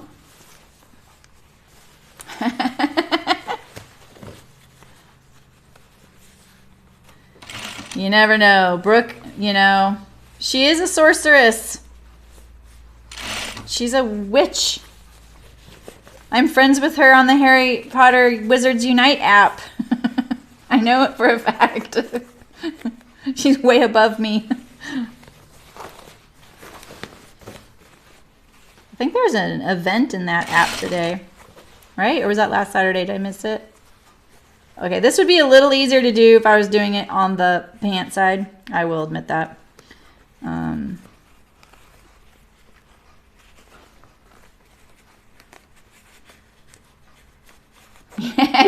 She's divining what I'm saying. All right, I'm gonna start it from this side here. Let's get this so I can see kind of my gathers. Can you guys see that okay? Oh, isn't that nice, Kara?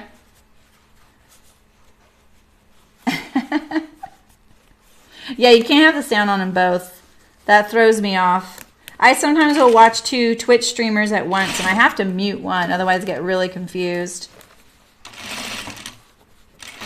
But like, I watch one because he's a speedrunner, and he's really good at this game I like.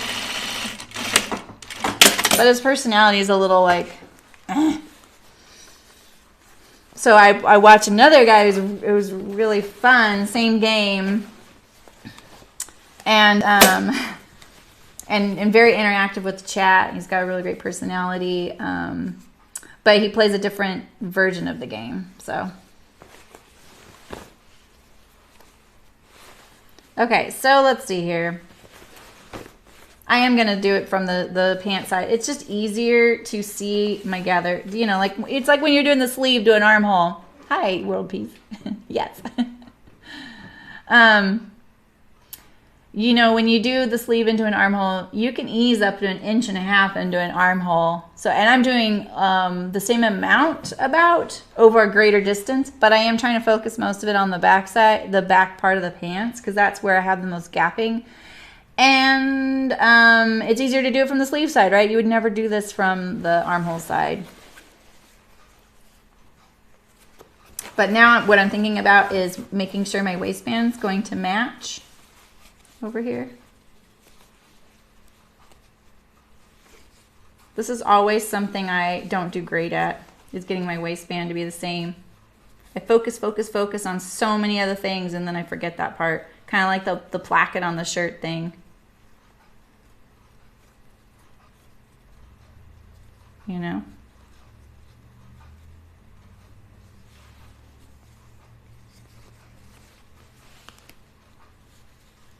Let's see. Right here. About right there. It's a pretty small seam allowance.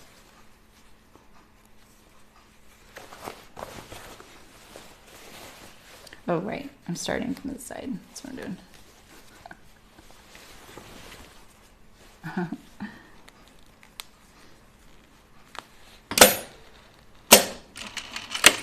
I think I'm going to have to adjust that, but I just want to get it sewn in, and then I'll adjust it at the end.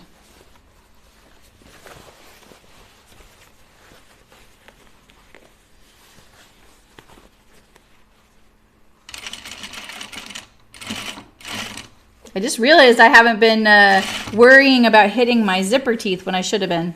I got really lucky. So many more things to think about when you're altering it. You know, the one good thing about when you are sewing, like, say, these jeans from the start, is that your kind of mind is in the project, you know, and you can kind of, you're in the groove of it, right? You can kind of gear up for what's next. And when you're doing something like shifting gears from a men's shirt to this, it can be a little bit, you gotta be nice to yourself. Look at all this easing on this piece, but not over here. Huh. I'm gonna take that out. I'm gonna redistribute that. I don't know why that is. Oh, I know why that is. Because the pants are asymmetrical. The center back waist is not the center of the waist seam. That's why. I knew that on the waistband. I don't know why I didn't think about that on the waist seam. That's why. Trying not to catch my gathering stitch. I'm just going to take this out and distribute these gathers all across the back. Otherwise, I'll have, you know, like one gappy spot and then no gappy spot on my back side.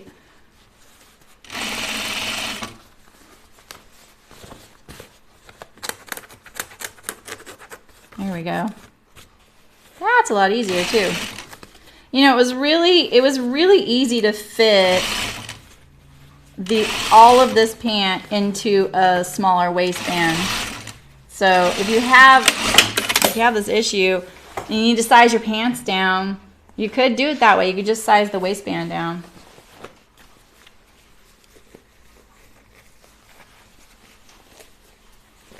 All right, so let's zip these up and see if they are lining up at the top, because they probably aren't, knowing me.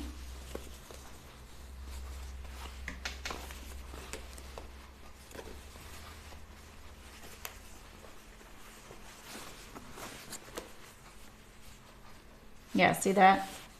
Quite a bit off.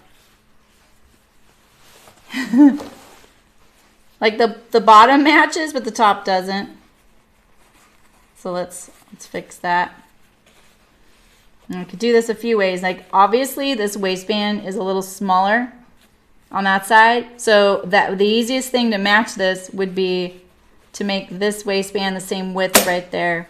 I just don't want to do that for the entire waistband because I don't think it's the case.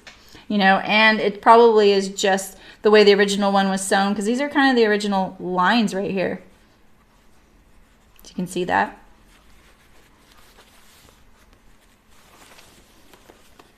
And remember, these are like rescues, right? So if I make these wearable, it's a win.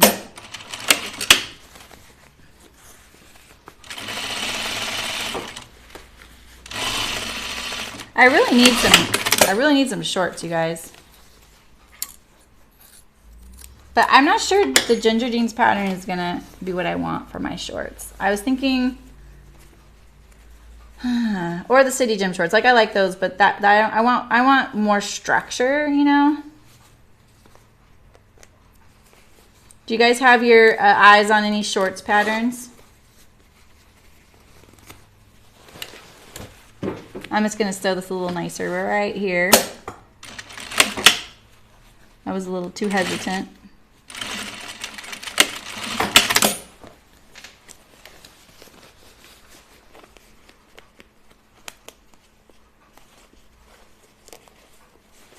All right, we're on our way.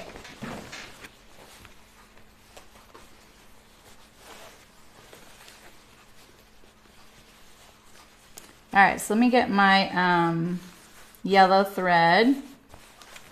It's looking good though, eh?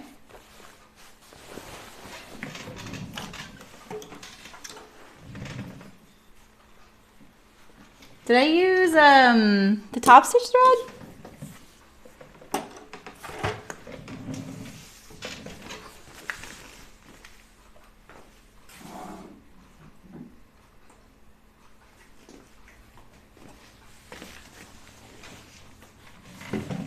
Oh yeah, that's true. I forgot. I actually did think about that. I do like the shorts I made for myself, World Peace. I'm going to make a pair that are a little smaller. The new closet case pants are different from the free range in that there's only elastic on the back side. But they are really similar. Like there's like that vertical slimming seam. The pockets are a little similar. At first I was like, huh. But then it's just elastic across the back. So that's kind of nice. It looks a little formal, more formal, you know, not so casual. Yeah, and I really like those. I like the pants the best in that. What is it? It's like a shirt, a pant, and a skirt, right? Yeah. They do look very similar.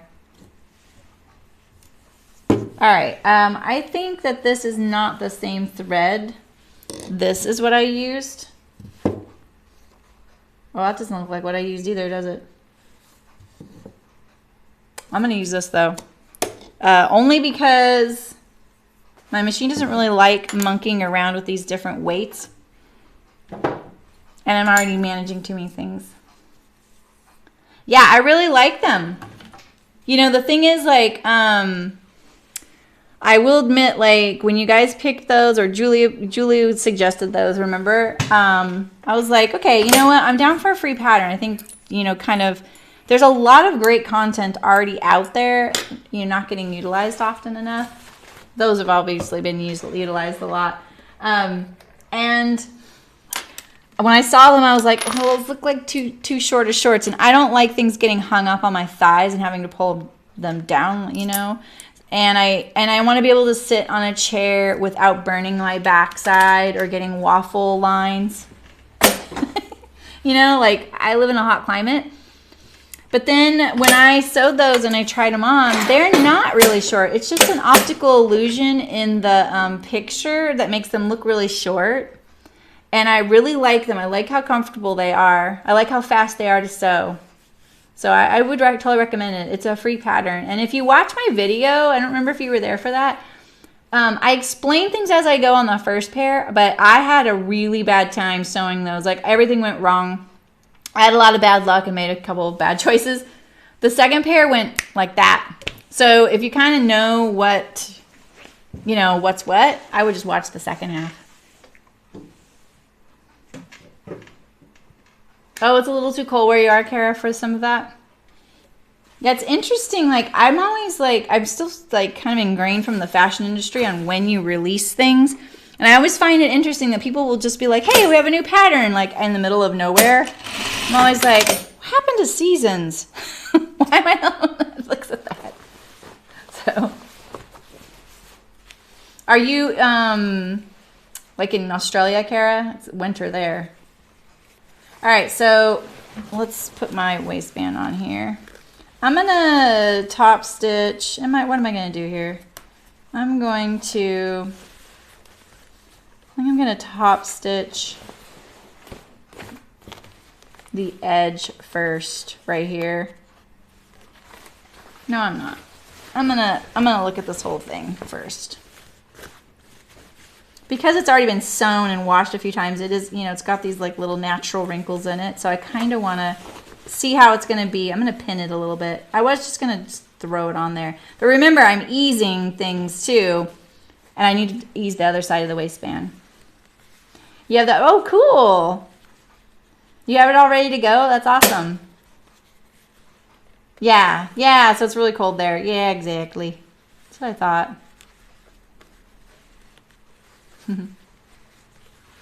And World Peas, you're in like Colorado, right? If I remember correctly. My husband was just there.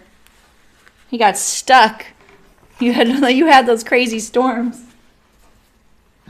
Now he's in Europe. And he was like, God, it's actually going to be like a heat wave for them there. Last time he was there, it was so cold for the summer months. He wasn't really prepared. Is the lighting okay? Can you guys see okay?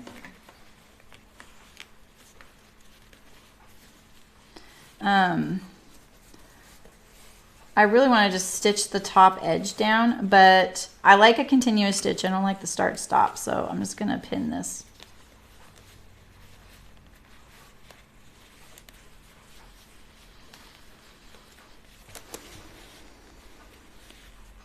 Right? I know it is exciting to join this. That's the one place I really wish I would have gotten to go when I was in Australia, was Melbourne. It just seems like there's a lot of crafty goodness happening there. A lot of creative folks. Everything I end up liking ends up being from a seller from there. It's kind of funny.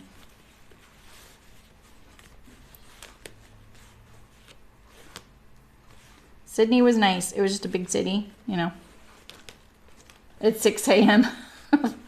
That's dedication. You're an early riser. I've done later afternoon streams, but only a couple times. We didn't see anyone that said anything that they were from there, but you know, they could have been.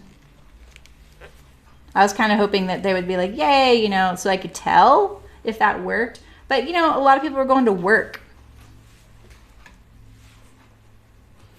on the weekdays. So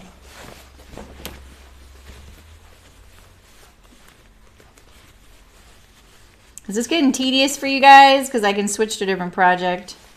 You know how to do this, right? Like you've seen me do it.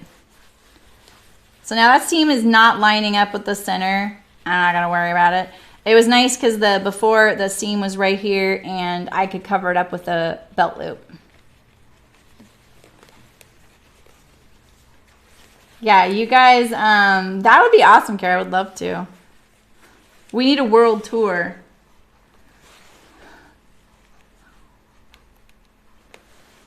Yeah, Brooke, you got hit with like some crazy weather there. And now they're having a heat wave, I think. I feel so out of my element doing this waistband. Like, this does not feel like the way I normally do this. Why is that? Is it just because I didn't do the whole pair of pants? I feel like I skipped to the part I least like. I'm being punished or something. I was gonna tell Christy, like she made a pair of pants and then just accidentally put her yokes in upside down. I was like, just set them aside. One day you might do this. Just take them apart because you could just take out this yoke section and flip it.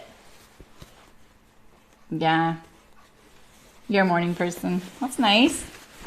My husband is too. He really likes just like that, like getting caught up on all the little things online. Retreat in Melbourne. Yeah, right, Brooke? I hate how my glasses are starting to slip again.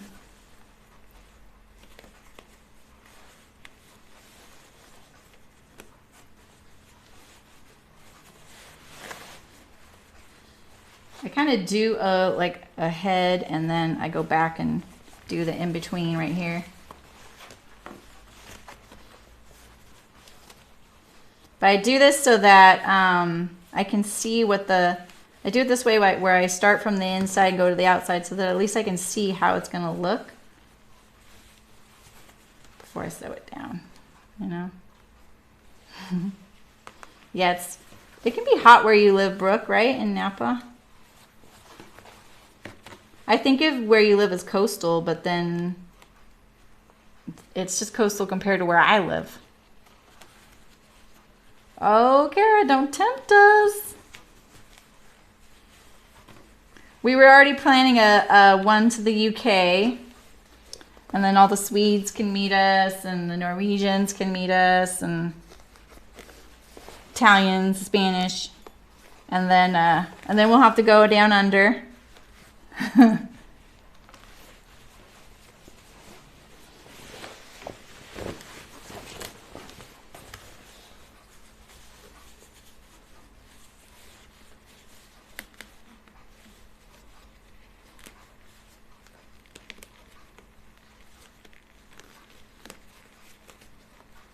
This is why I don't pin. It takes so long.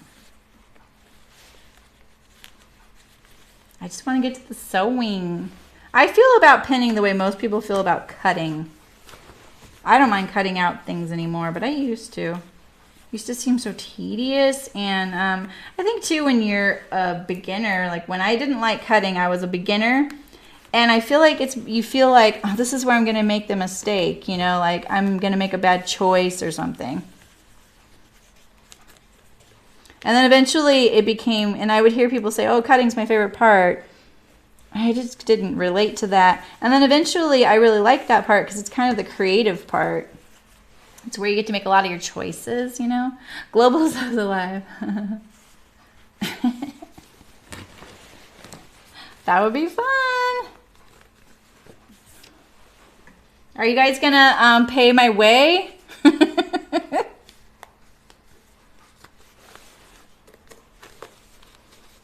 My daughter can barely get me to go to Santa Cruz. We ended up having a good time. We're going to go back again this summer, I think. She's really interested in living there. All right, let's do this. Enough of this pinning stuff. All right. It looks like I missed a huge section here to pin, though.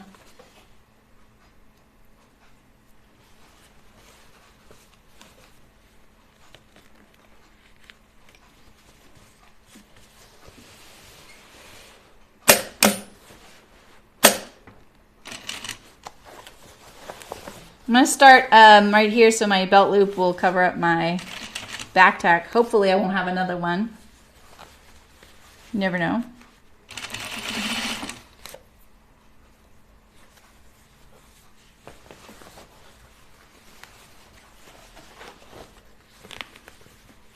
So I'm trying to keep this top of the waistband right on the edge, you know. And then pulling down my pants. I'm easing the back waist. I'm doing a few things right now.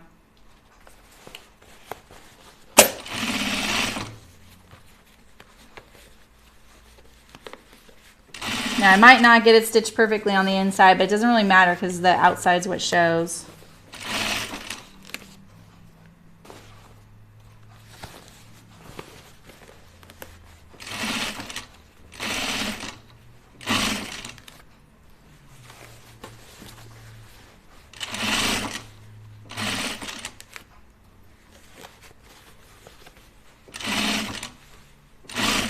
My waistband definitely narrows out the front. I've actually seen pants that do that intentionally. All right, so near my teeth, I'm gonna be really careful.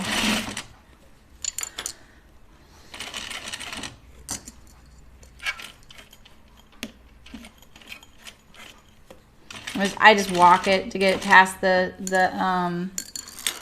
little teeth. Exactly. Exactly, Brooke, right? Brooke and I have been looking for the... So someone was really kind and made a donation in the stream the other day, which was just floored me. My family was so cute when I was like, guess what, you know? But the thing is, me and Brooke cannot figure out how they knew how to do that or where to do it. Like, we can't find the button at all. So I don't know how she did it. So fun. Funny. Yes, I need my awl. You do need a pointy finger. I forgot to change my stitch length back to a normal stitch length, and I'm kind of liking the way it looks, to be honest. I'm glad, because that would have been a bummer. All of my pants are inside the machine, under the machine head here. Now, what I should be doing actually is I should be putting my zipper loops, or my belt loops back on as I go. So here, let's do that.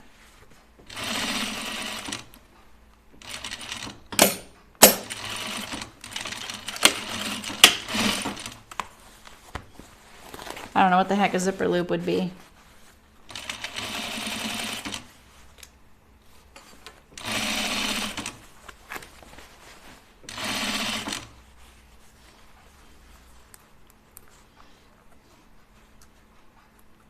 All right, here's another one. Oh, you know why I can't do that? I can't do that because I haven't done my waist seam.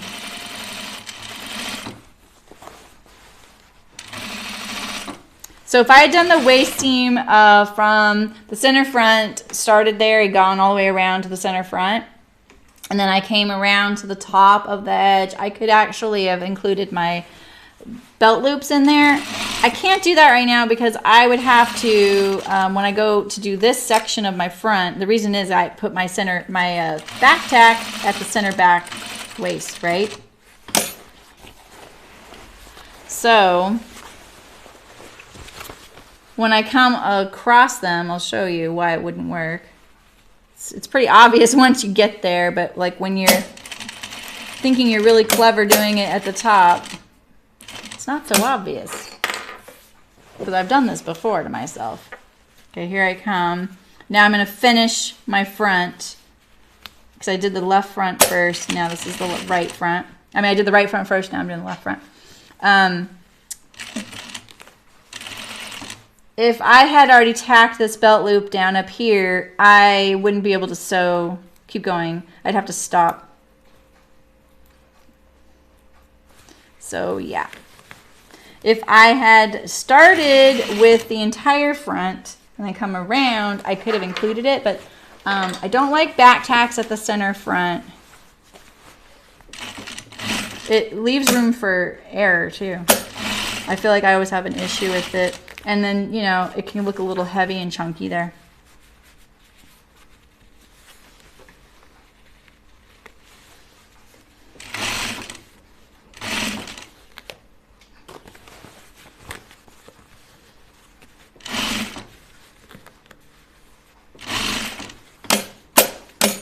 Dang, my husband's not here to bring me one of those things he's been bringing me. He's been bringing this smoothie from Jamba Juice called Peanut Butter Mood.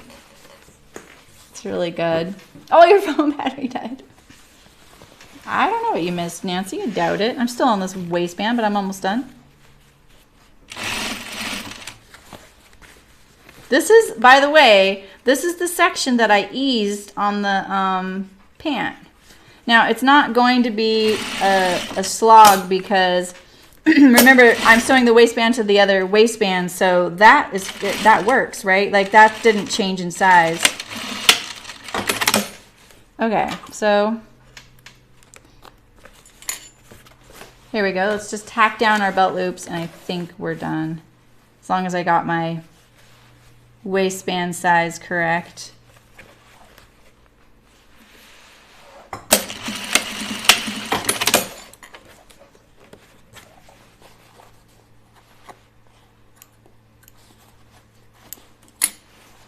Pretty good. Still some threads from when I removed the original waistband. I got kind of tired of removing those. It's really good. It's basically like if you wanted to go to Jamba Juice and get a treat rather than like I only ever get their vegetable juices or the all fruit smoothies, but usually the vegetable ones. I really like those a lot. I don't ever get one of the ones that have like sorbet or yogurt in them or anything like that. But if you want one like that, like sometimes we just want chocolate, right? They have one called Peanut Butter Mood. Mood as in M, like a cow, M-O-O''D. And it is basically a chocolate shake with a banana in it. There's peanut butter in there too. I'm sure I would taste it if it wasn't there, but I can't really taste it. It's really good. But, you know, it's a treat with a banana in it. You're vegan? I think that there's dairy in those, but I think they have a vegan option. They have a lot of vegan things there. I don't know about their cross-contamination because it's not something that I'm focused on, but I do like all their options. Because they do have vegan options there. I don't even know if there's dairy in that one, but I have a feeling there is because of the, yeah. Kira's vegan too. Are you vegan? Yeah, you are, Kira, right? You're not just vegetarian. Kira always takes us to amazing ethnic food out when we're all together. She knows the places to go. Okay.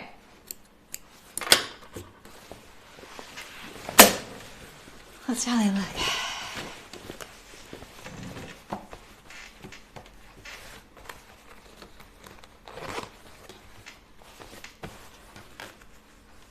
See, look at that. See how this is going wing?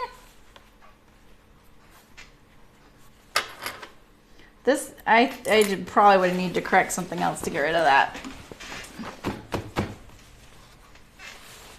Not bad though, right? I mean, they're done. My jeans are back. Why does that command keep popping up over and over? Or are they different? Oh, okay. Yeah. Cool, well that's done. I just need to put my button and buttonhole back on. I mean, these are really holding up really great though. They've been washed a lot. Denim's really great. All right, Brookie. What time is it? 1 o'clock. Oh, I've already been doing this for a couple hours. Wow. I hope your mending's getting done too, you guys. Let me find thread.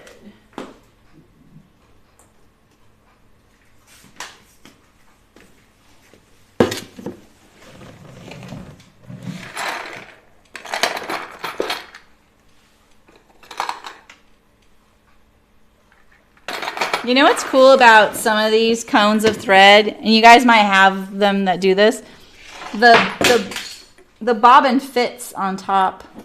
Isn't that nifty? It's not like that with all my cones. Probably only about half do that. I'm gonna put a tack button and a buttonhole on there, Eliza. I'm not gonna do that right now though, because my home machine is in the car that I put my buttonhole on with. And I'm gonna use a tack button, which is just a hammer. So I've done that before on other jean making streams. It's pretty fun. I'm gonna do a tack button just because the thickness of the denim. It's just better. I'm gonna save my chicken button. I was kind of worried it was gonna get cracked anyway.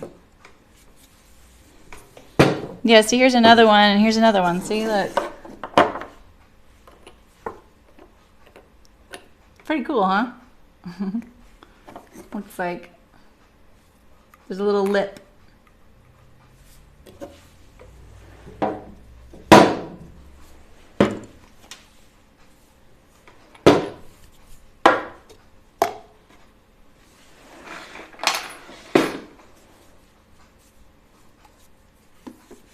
Ooh, my button trick? What's my button trick? Do I have a trick? Dang, Kira, that whole like hole on the belly on your t-shirts thing, I so know that one. It's why I stopped wearing t-shirts, especially at work, because my table's kind of scratchy. And it's just because they knit those, you know, it's like a tiny thread that they're knitting those. It's like a run in your nylons, you know. Yeah. I know, it's such a bummer. All right, so I need to put something on this side, right? That's the side I want.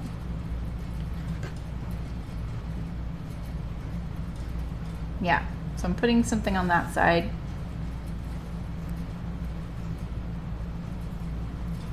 I was sewing them on my buttons. Well, like I said, my home machine, I have a zigzag on this machine. I only have it on my home machine. And I'm more of a fan of hand sewing them on, but if you need a quick and dirty or you have a ton of buttons, you can use your home machine. You just need to put the length to 0 and then the width to the width of the buttonhole, and then be really careful with your fingers. Someone gave me the trick to take the presser foot off while you do that. But I don't recommend that. I felt like that was really dangerous with my hands, and I'm pretty cavalier with some of those safety things, and I thought it was a little dangerous. That gives you an hint. Isn't this great? Yeah, it's art gallery. I made it last fall. It's so nice. It's so soft, and you know, hardly needs any ironing. This is straight out of the laundry. Let's see, my interfacing is kind of weak. So the other thing I'm going to do is I'm going to tack my facings down, because I'm pretty sure I had, but it's come out. See, look, there it is. Because I usually have my facings tacked, stitched in the ditch at the shoulders. Yeah, exactly. Yeah, it's pretty subtle. I totally agree. Yeah, me too, Kira. Some of them I just really like, so I want to keep them. Or I just use them to garden. But Eliza, for putting on a tack button, there is, if you look on my website and under the bottoms section and look for jeans, there's a link to lots of my jean making videos, and one of them actually has a hammer and anvil on the cover, and that gives you an indication of that you'll find that, like, putting on the rivets and the tack buttons is in that video. And I have 2 words when you do it. Just be confident. Whack!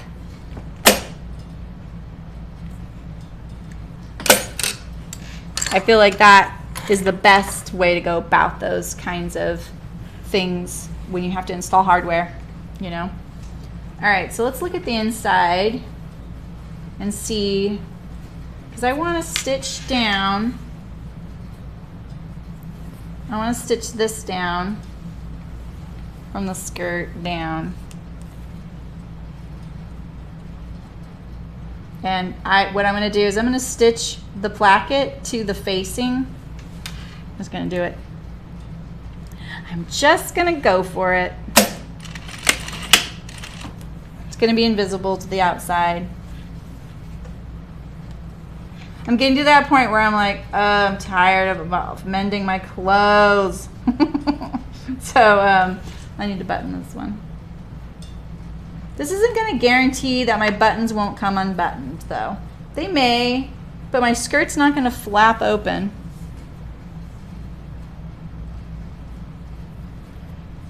And honestly, you actually might have to take out, no, you don't want to take out the button. Let's see, I'm just going to do it to this button here.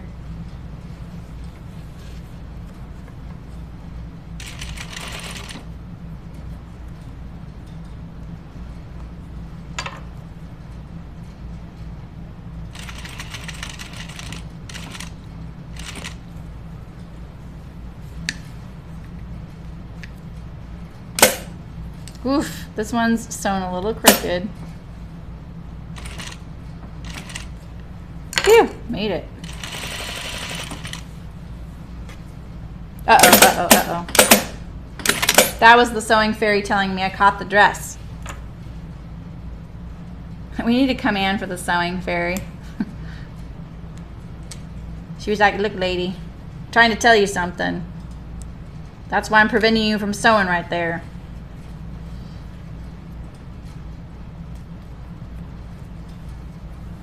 There we go.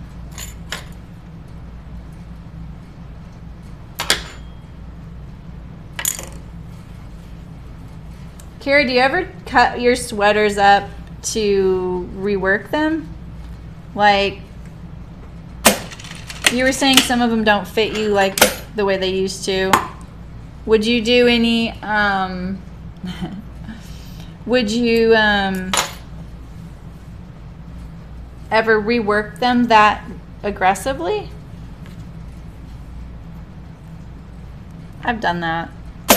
Some things where I'm just like, I don't want to let this go, you know?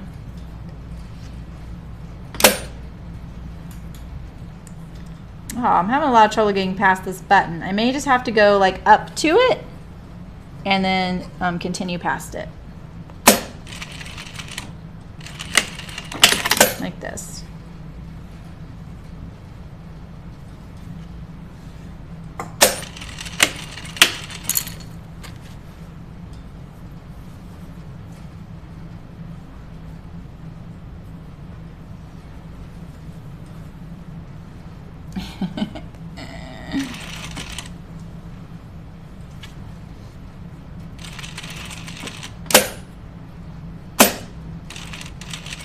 Sometimes Sammy's foot is just spastic. Sometimes she doesn't press hard enough and she doesn't get the noise at all. That's what I was doing earlier. I was like, stop.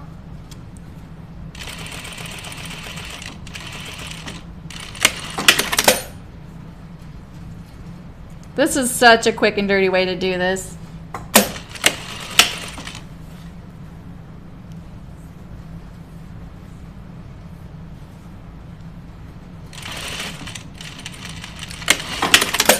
Okay.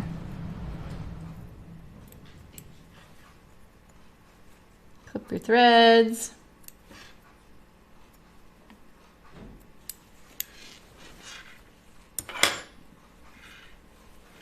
Let's see.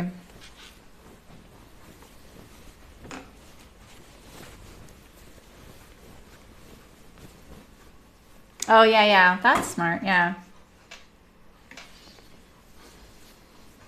Well, that's true.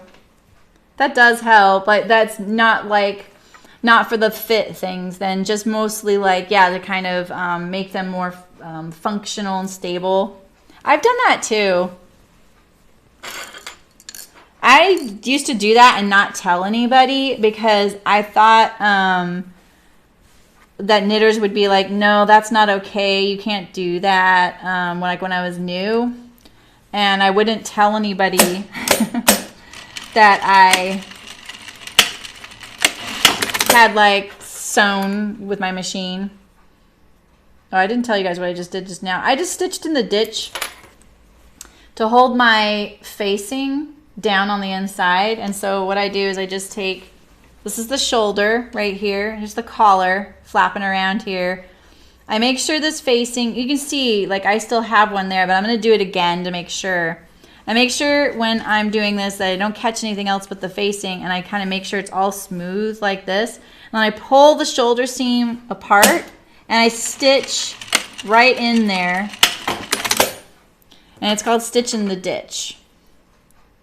And I always do that to secure my facings so that they have less of a chance of flipping out. Like you're gonna have this sometimes along your back. You know, look at, this is definitely, look, it's because the seam allowance is stronger than the fabric because the fabric's so lightweight. This is a Peter Pan style collar, which means it's flat, lays flat on the garment. It's a really easy collar to put in for that reason. There's no stand. And weirdly, there's a seam in it. I don't know why they do that. Probably just because of fabric usage. Let's see, the collar needs a little bit of pressing right here. I hemmed the facing so that I didn't have to use a serger. I didn't use a serger on this dress. This streams up. This is a great dress. If you have like a figure, like an hourglass type of figure, everyone has a figure. You know what I mean? Like if you have some curves and you like these feminine silhouettes, this is a really great basic thing to sew. It gives you a whole dress and it's really simple. You do have to put in a lot of buttons and buttonholes, depending on the size of the button that you pick. But I highly recommend this pattern. It's the Hawthorne by Colette. And also, it's a really great project for finding a bodice that fits you. And then you can use this bodice for other things once you get this bodice to fit you, which is gonna probably fit most people pretty close, like pretty accurately from the gate if you're in their size range. And they have a really wide size range, which is really awesome. They do both a curvy version and a missy version. So, all right. So let's see now. We've got this secured down here. Can't even see that I sewed all that, right? Still just looks nice and messy. And now I just need to stabilize this area here somehow.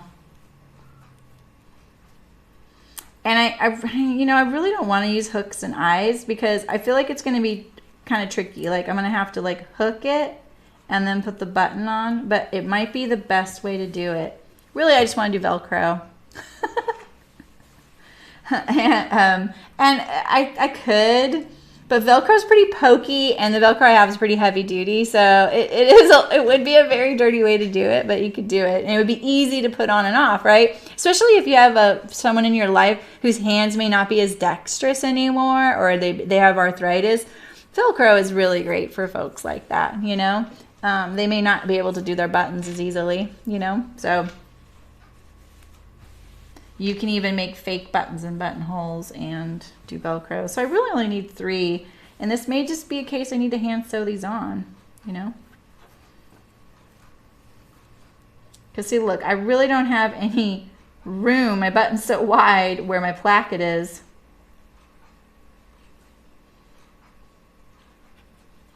I might need to think about this further. I love this dress. I love the colors. I love the fit. I love how comfortable it is. But it's bumming me out that look, see, it doesn't, like when I just don't move, it's fine. The other thing I could do is I could put some stiffer interfacing around it. I just think it's kind of too late though.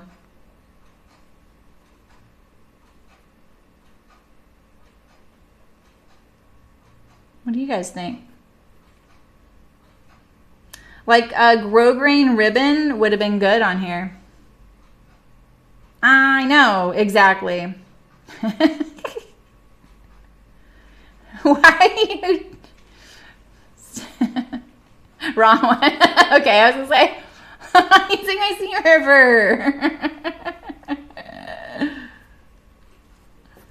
Brooke's writing, she did the seam ripper command in Twitch. I'm innocent.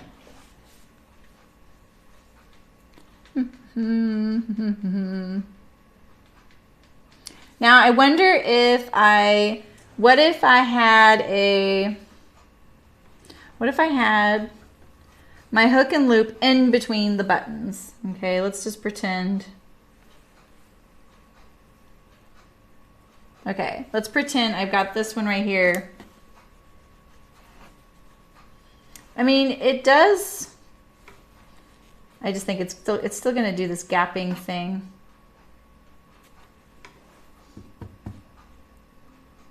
I don't have a hand sewing command.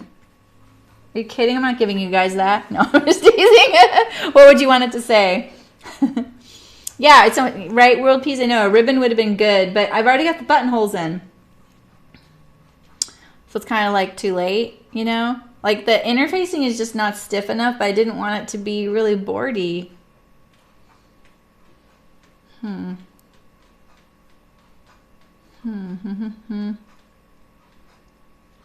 I think Velcro is such a good option. It's just because you could just put a little piece.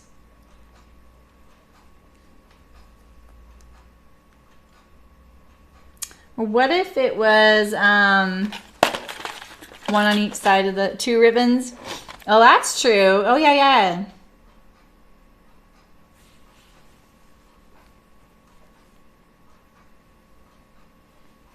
Okay, so here's the deal with that. When I go to sew it on, I really can't hand sew Velcro. I don't know if you ever tried to do that. I can't stitch Velcro, sorry, the ribbon. I could hand sew the ribbon. I'd have to hand sew it. Because the button placket's the top one. It's the one that's visible. I mean, I could sew something here and keep it separate, right? I can't here. That's why I can't really add the, yeah, I think snaps are easier too. I just don't have any. Let's see what I have in here. I thought I had some. Yeah, I don't have any.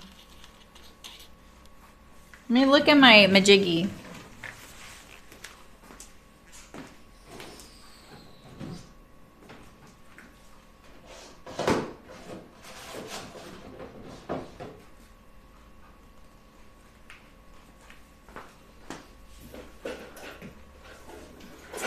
Okay, so I have this.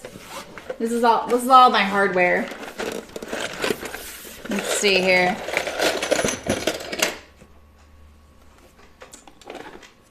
Oh, I do have some snaps. Okay. See, I thought I had some snaps.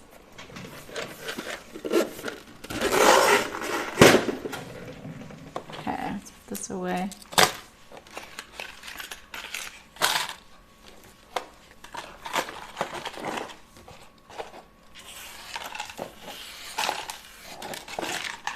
Okay, let's see what I have.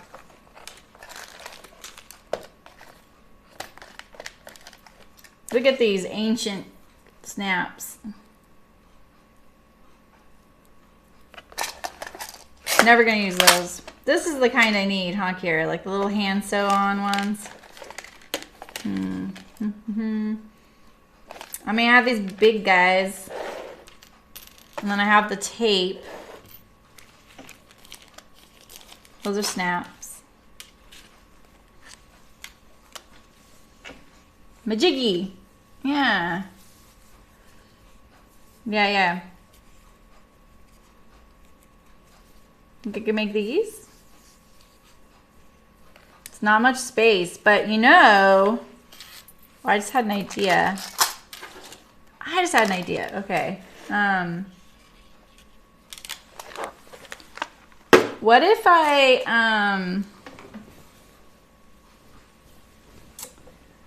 What if I attach this beyond this edge here?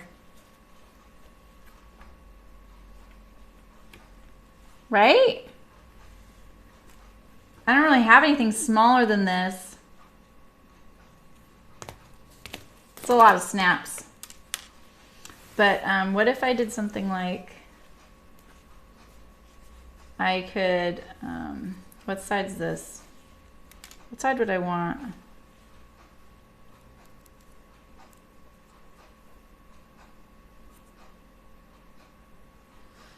So if I did like something like if I attached it as an extension, yeah, I could, but I'm finding like getting anything between the button and the edge of this fabric, there's no space. So I kind of do need to go out. So I could just put one there. Right? I could just put one here, one here, one here, instead of doing the whole strip. Let's just try one. This one's already, I need a male and a female. Okay. So let's try one of these. Let's try.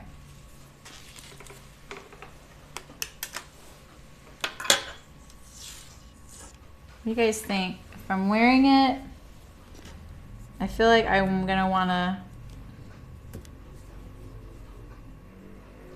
I think it's gonna be awkward no matter what, but all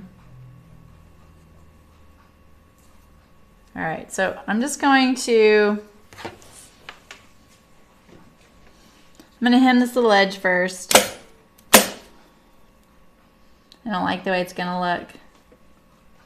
Not lined up with the buttons. I don't want the gapping of the hole. So it's not gapping. This is the funny thing. It's probably hard for you guys to see. This is gapping the hole.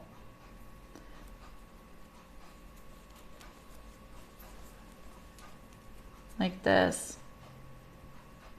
That's what's happening. Kira's onto me.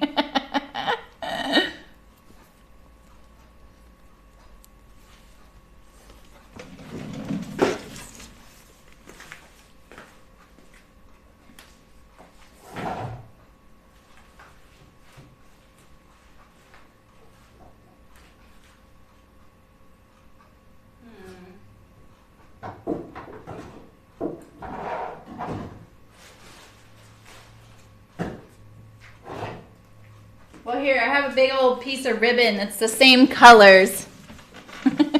No. Yeah, they might not. I can't make the hole smaller. It's not the hole. It works for this button, see? I thought about that. Yeah, I do need to reinforce the buttonhole, but I can't get around it. Yeah, I mean, I could do that, but it's still, like this one especially, I'm going to have to do something. So maybe if I put a snap on this one, for sure. And then I just like the security of the others. Yeah, the fabric is very lightweight. It fits perfectly. It's not too small or big at all. It's just that it's so lightweight, and the interfacing I used is just too lightweight. I think that's really what it is. My interfacing was too lightweight. There's no structure here, you know? Yeah. There is interfacing, Louise. Yeah. It just was, I didn't want to put too heavy of a weight because I thought it would be too stiff. I'll go for stiff any day now, you know. So Brooke, let's see let's just try your method. If I pin a snap in between, Okay. It might be all I need to do, right?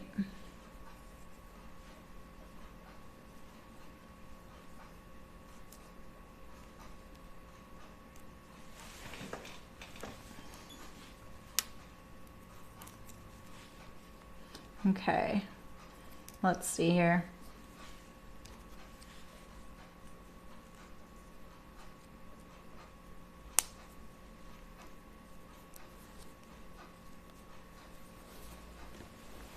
I'm always trying to keep things under the camera, so it's kind of awkward to position it. I mean, this is obviously sticking out, but that's okay. We're just doing this as an experiment, right?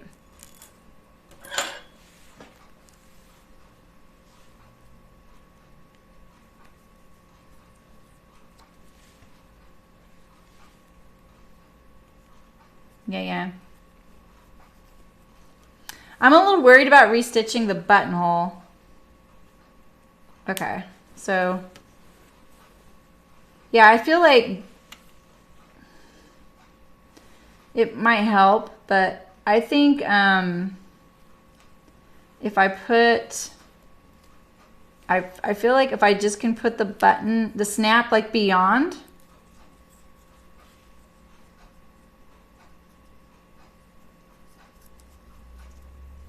Okay, so let's pretend this is here, because this won't show.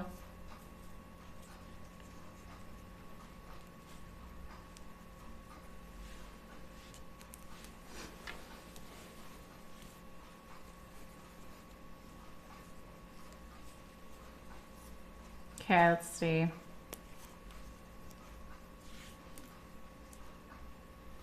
I've been thinking about this a lot, so I kind of have an unfair advantage over you guys because I have been kind of noodling on it. I've picked this dress up several times and played around with it, you know? And this is why I was thinking, like, oops. I caught the outer dress. Wait a second.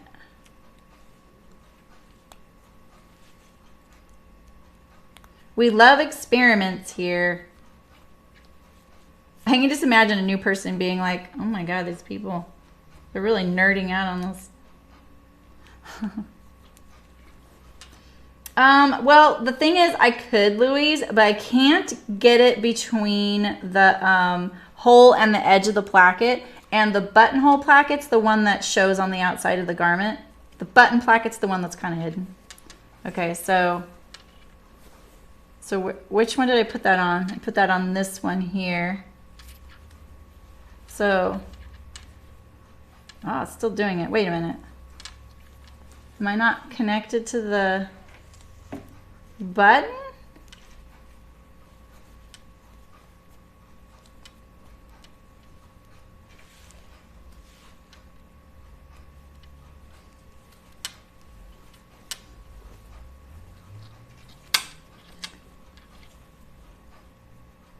Still doing it. Why is this not connected right here?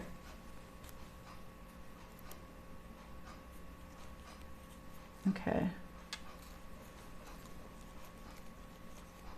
If I would have done a stouter placket, that would have helped a lot. Because the buttonholes are some of the best I've ever had. And it still pulls.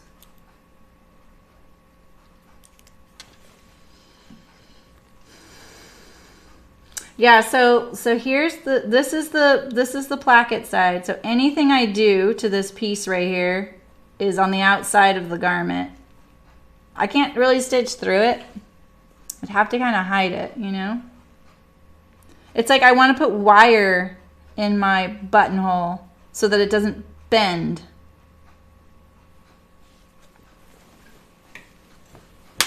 But when I you know, when I pin this, like, look at this. This is the simplest thing, is when I do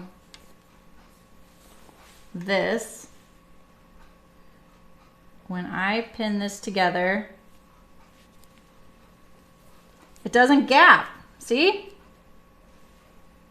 when I just pin that together. So that's why I feel like doing something stability wise on this side, because if I do it on this side, it doesn't work. Like if I pinch it here, it still gaps. See, the buttonhole still gaps. It's definitely on this side of the button. So let me pin this snap a little better.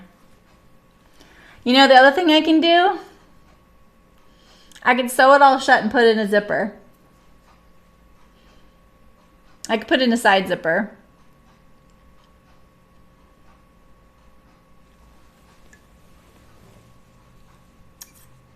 I'm gonna sew this in because I feel like the pinning is just, it's not so good. Okay.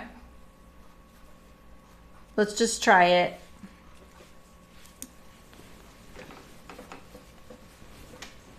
Okay.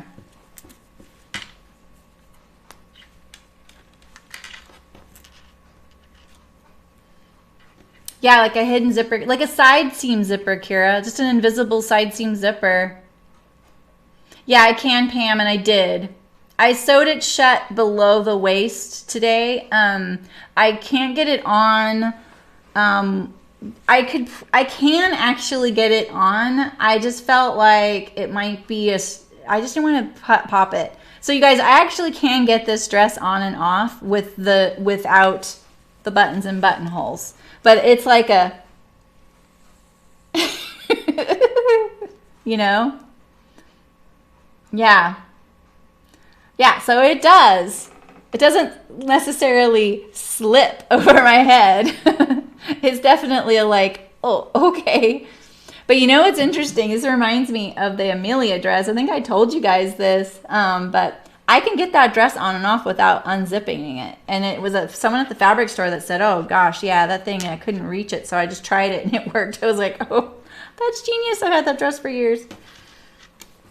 I'm going to try not putting in a zipper one day. Okay, so let's try and just sew this down.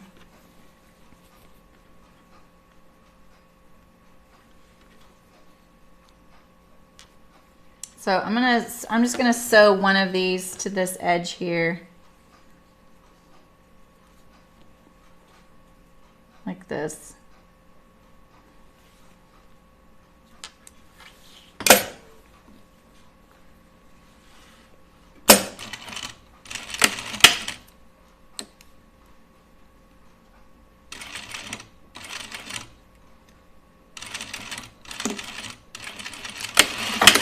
All right, so now I have,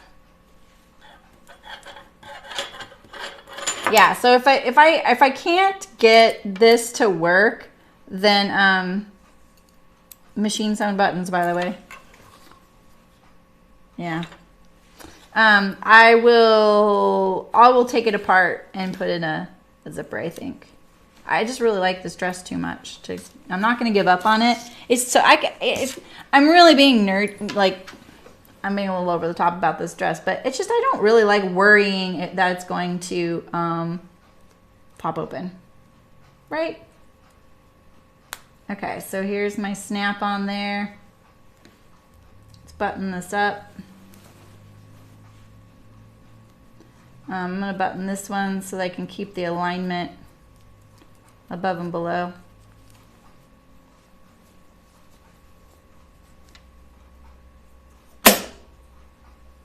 Noise. Okay, like this.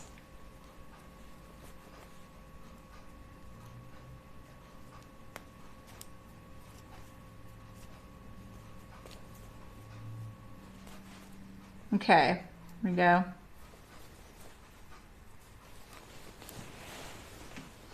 Yeah, it really might be the way to go.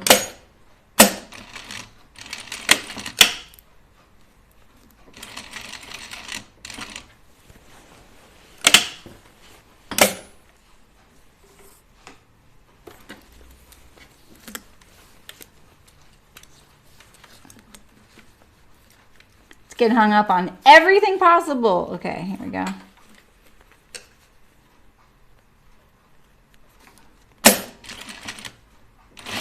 in a way, it's kind of good that there's tape on these. I can only go so far as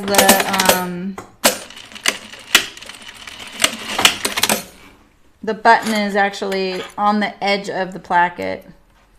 This is very dirty right now, but you know, like quick and dirty style. But yeah, let's try it. I'm gonna kind of regret if this works. I'm gonna have to go back and finish all these like grosgrain edges. All right, moment of truth.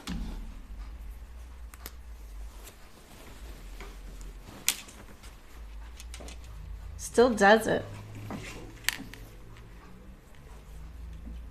Why does it work when I pin it? I'm not pinning it through this piece.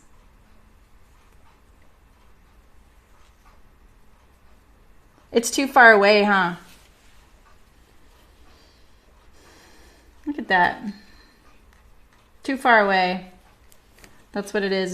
It's just too far away. It's got to be like right there. The snap is way over here and it needs to be like right there.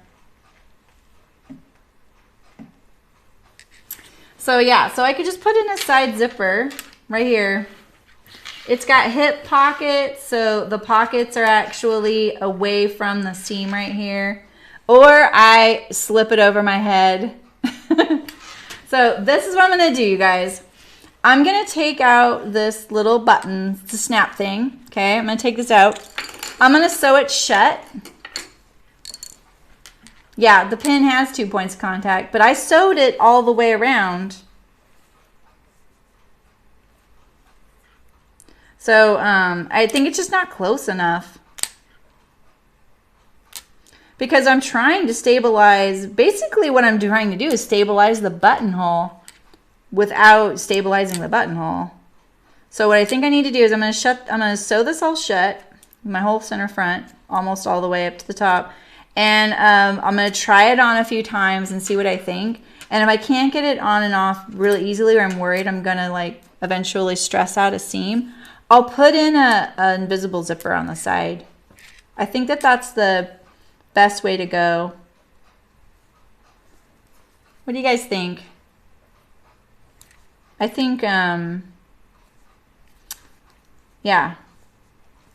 I mean, honestly, I really hope like just slipping it over my head works, right? I mean, that would be so nice. And when I first had this issue, I was like, oh, it's probably because my buttonholes are a little too big. Because anytime you do buttonholes for buttons that have like the little like flower petals or like edges, it's true. It's like making the buttonholes smaller would be a smart idea, because you can actually slip one half of it through and then the other half, you know, like when you have those like jagged little bits. Yeah. How long of a zipper? It wouldn't have to be much. And all my zippers are really long that I have here. You just really need to open up the waist a little bit to be able to get it on, like I do. It just depends on the person, you know. I have hips, you know, and kind of a narrow waist. So that's partly why sometimes this happens for me. I'm kind of busty too. All right, so let's see. Let's sew it shut. Change the buttons. Well, do you think that that's the issue though? Because I don't. I think, I really think it's this buttonhole is just too soft.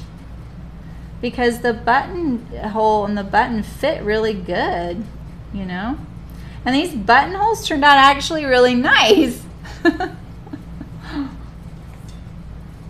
Not always the case, you know? My machine likes the lighter weights a little better. So I'm just gonna go up to this one here. I may not even do that. I really just want these bottom two for sure. But I'm gonna do the bust one too. It was closed when I tried it earlier.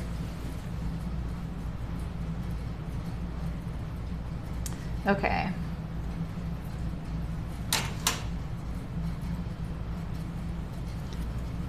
I love it when you guys are down for the nerding out, you know?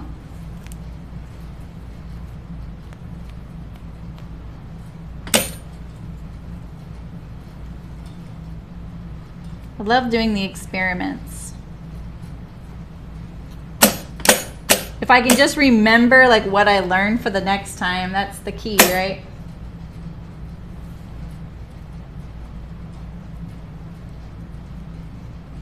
I'm getting hungry. Can you tell?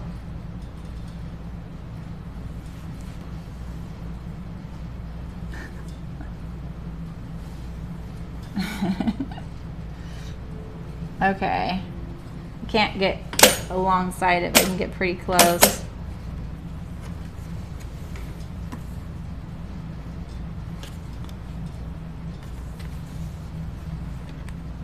Try not to catch the dress in there. Noise. That's my spastic foot.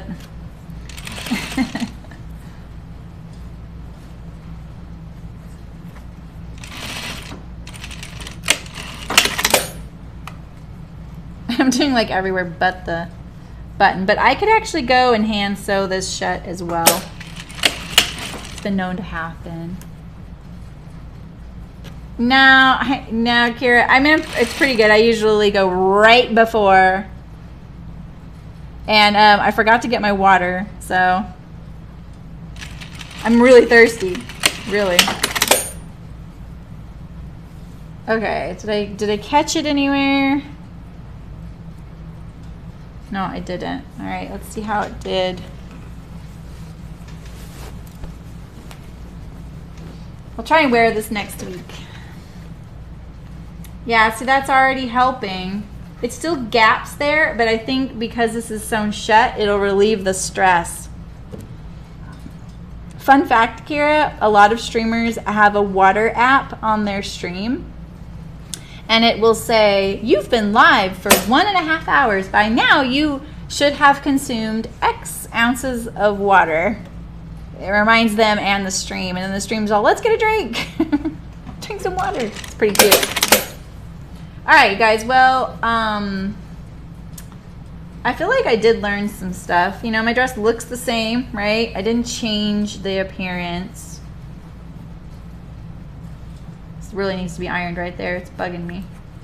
And I do have French seams on this, I'm pretty sure. Yeah, so they're French seams. So I would just have to take that out to put in a invisible zipper if I wanted. So, yeah, I know, Brooke. They eat, a lot of those streamers eat and drink so badly. Oh my God. It's awful. Those young boys, man. Ugh. And they eat food out all the time. They just get it delivered. Okay, so I had one more thing, but honestly, you guys, I'm a little pooped. So, I'll tell you what I was going to do with my Mexican dress. And you know, it's funny, Kira, I think you're here today because I've been thinking about you a lot, because I was, look at this, what happened to the neckline of my dress right here. So I've just been trying to like not touch it. I was like, I wonder if I could send this to Kira. Like, I think I could do this, but it, you know, it's a chain stitch, a chain like chain blanket stitch type of thing. It's like looped. I was just going to take red thread and connect all these and kind of snug it up a little bit, you know, make it a little more secure. But what I was gonna do is I'm gonna cut my dress off, unfortunately, right at the top of this butterfly, straight across, and get right angles at the hems here. So I may have to like curve it a little bit and then come back down and then just hem it. That's all I was gonna do. Yeah, exactly. World peace. Kira's a crochet and knitwear designer. Both Brooke and Kira are amazing knitters. They're my go-to people for issues. So I was like, yeah, maybe I could get some help. So yeah, I think I'll just do that. I think you guys know how to hem, right? I've thought about even just taking this off like cutting this part here and then adding it to and making like a dress, a summer dress, sleeveless. You know why, Brooke? Because it's already looking a little maternity-ish.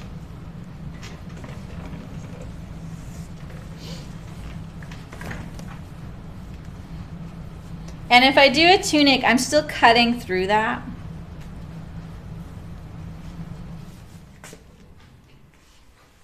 And the back is really plain. I was kind of hoping to add some of the embroidery to the back.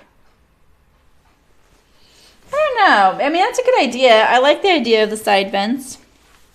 They could even be really tall or long.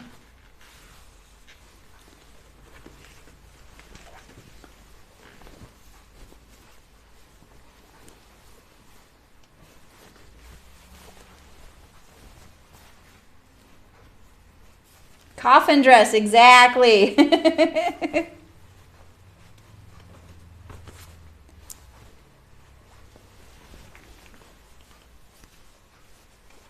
Here, maybe we can try and include the butterfly. I tried it on a bunch of different ways. I tried it on and tried a few different things. I just want to be able to wear it.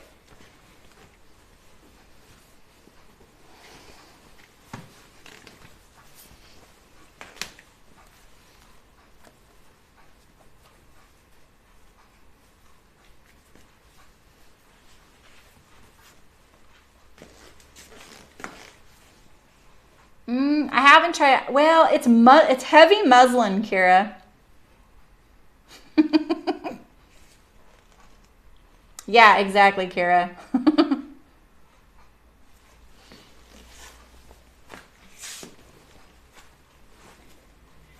Yeah, I learned that coffin dress comment from Sunny. Kira and Brooke know Sunny. That long? What do you think? That long?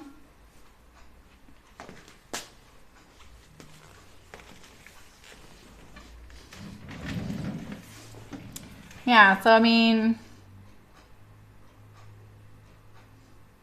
oh, right. Exactly, Brooke. Yeah, I mean, caftan. Yeah, and the sleeves are really shapeless. See? It's just a big hole. Not finished, by the way. Doesn't make a difference. Even if your seams unravel like this, it's not going to unravel up to there. We're just really picky about finishing seams as sewers. But it's just not, this is so simply made. Look at that. There's a seam going straight through the hem. There's a lot of little quirks about it, but I just love the embroidery so much. I remember picking it out, using my bad Spanish.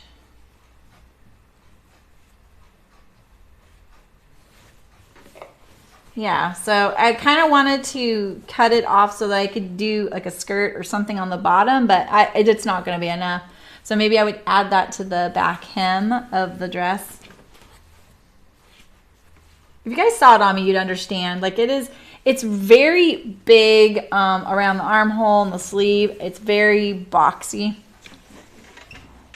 Belting it, I don't know. It's so thick. So if you gather center front, stitch to wide rim, and then you pull.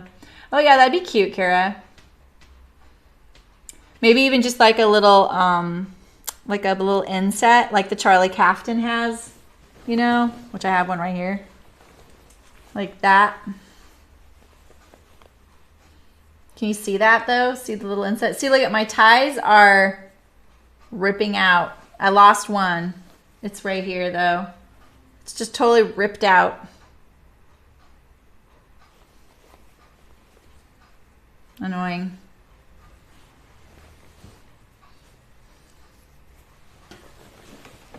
I want to wear that again though, so yeah, I'll let you guys know what to do with this. But I think it'd be cute with some denim shorts, you know, and I want to wear it. Unless you guys think it's cultural appropriation. All right, well, we've been doing this for 3 hours. You guys are really hung on with me in my class teaching hangover. But at least I got my dad's shirt done and my pants done. Cool night, Louise. Sleep well. So, yeah, I'll let you guys know what I do. And, oh, you were, oh, really? That's interesting, Brooke. I wonder what style you got. I can't wait to see yours. Send me a picture. I want to see it. Those 3 hours went quick. I know. I got 3 things done. So this is the funny thing about alterations. I always call that pile my 15-minute pile because I'm always like, oh, I need to like hem those things and shorten that, and add a button and like replace the button and repair that hole. And then I wait. And then when I get around to doing it, it takes me like 15 minutes, you know? Nice, Nancy. You're a busy gal. Always bopping inside and outside listening. But these were a little more involved because I was kind of reworking them. So, anywho, have a fantastic weekend, you guys. And I think next week, I don't have a calendar.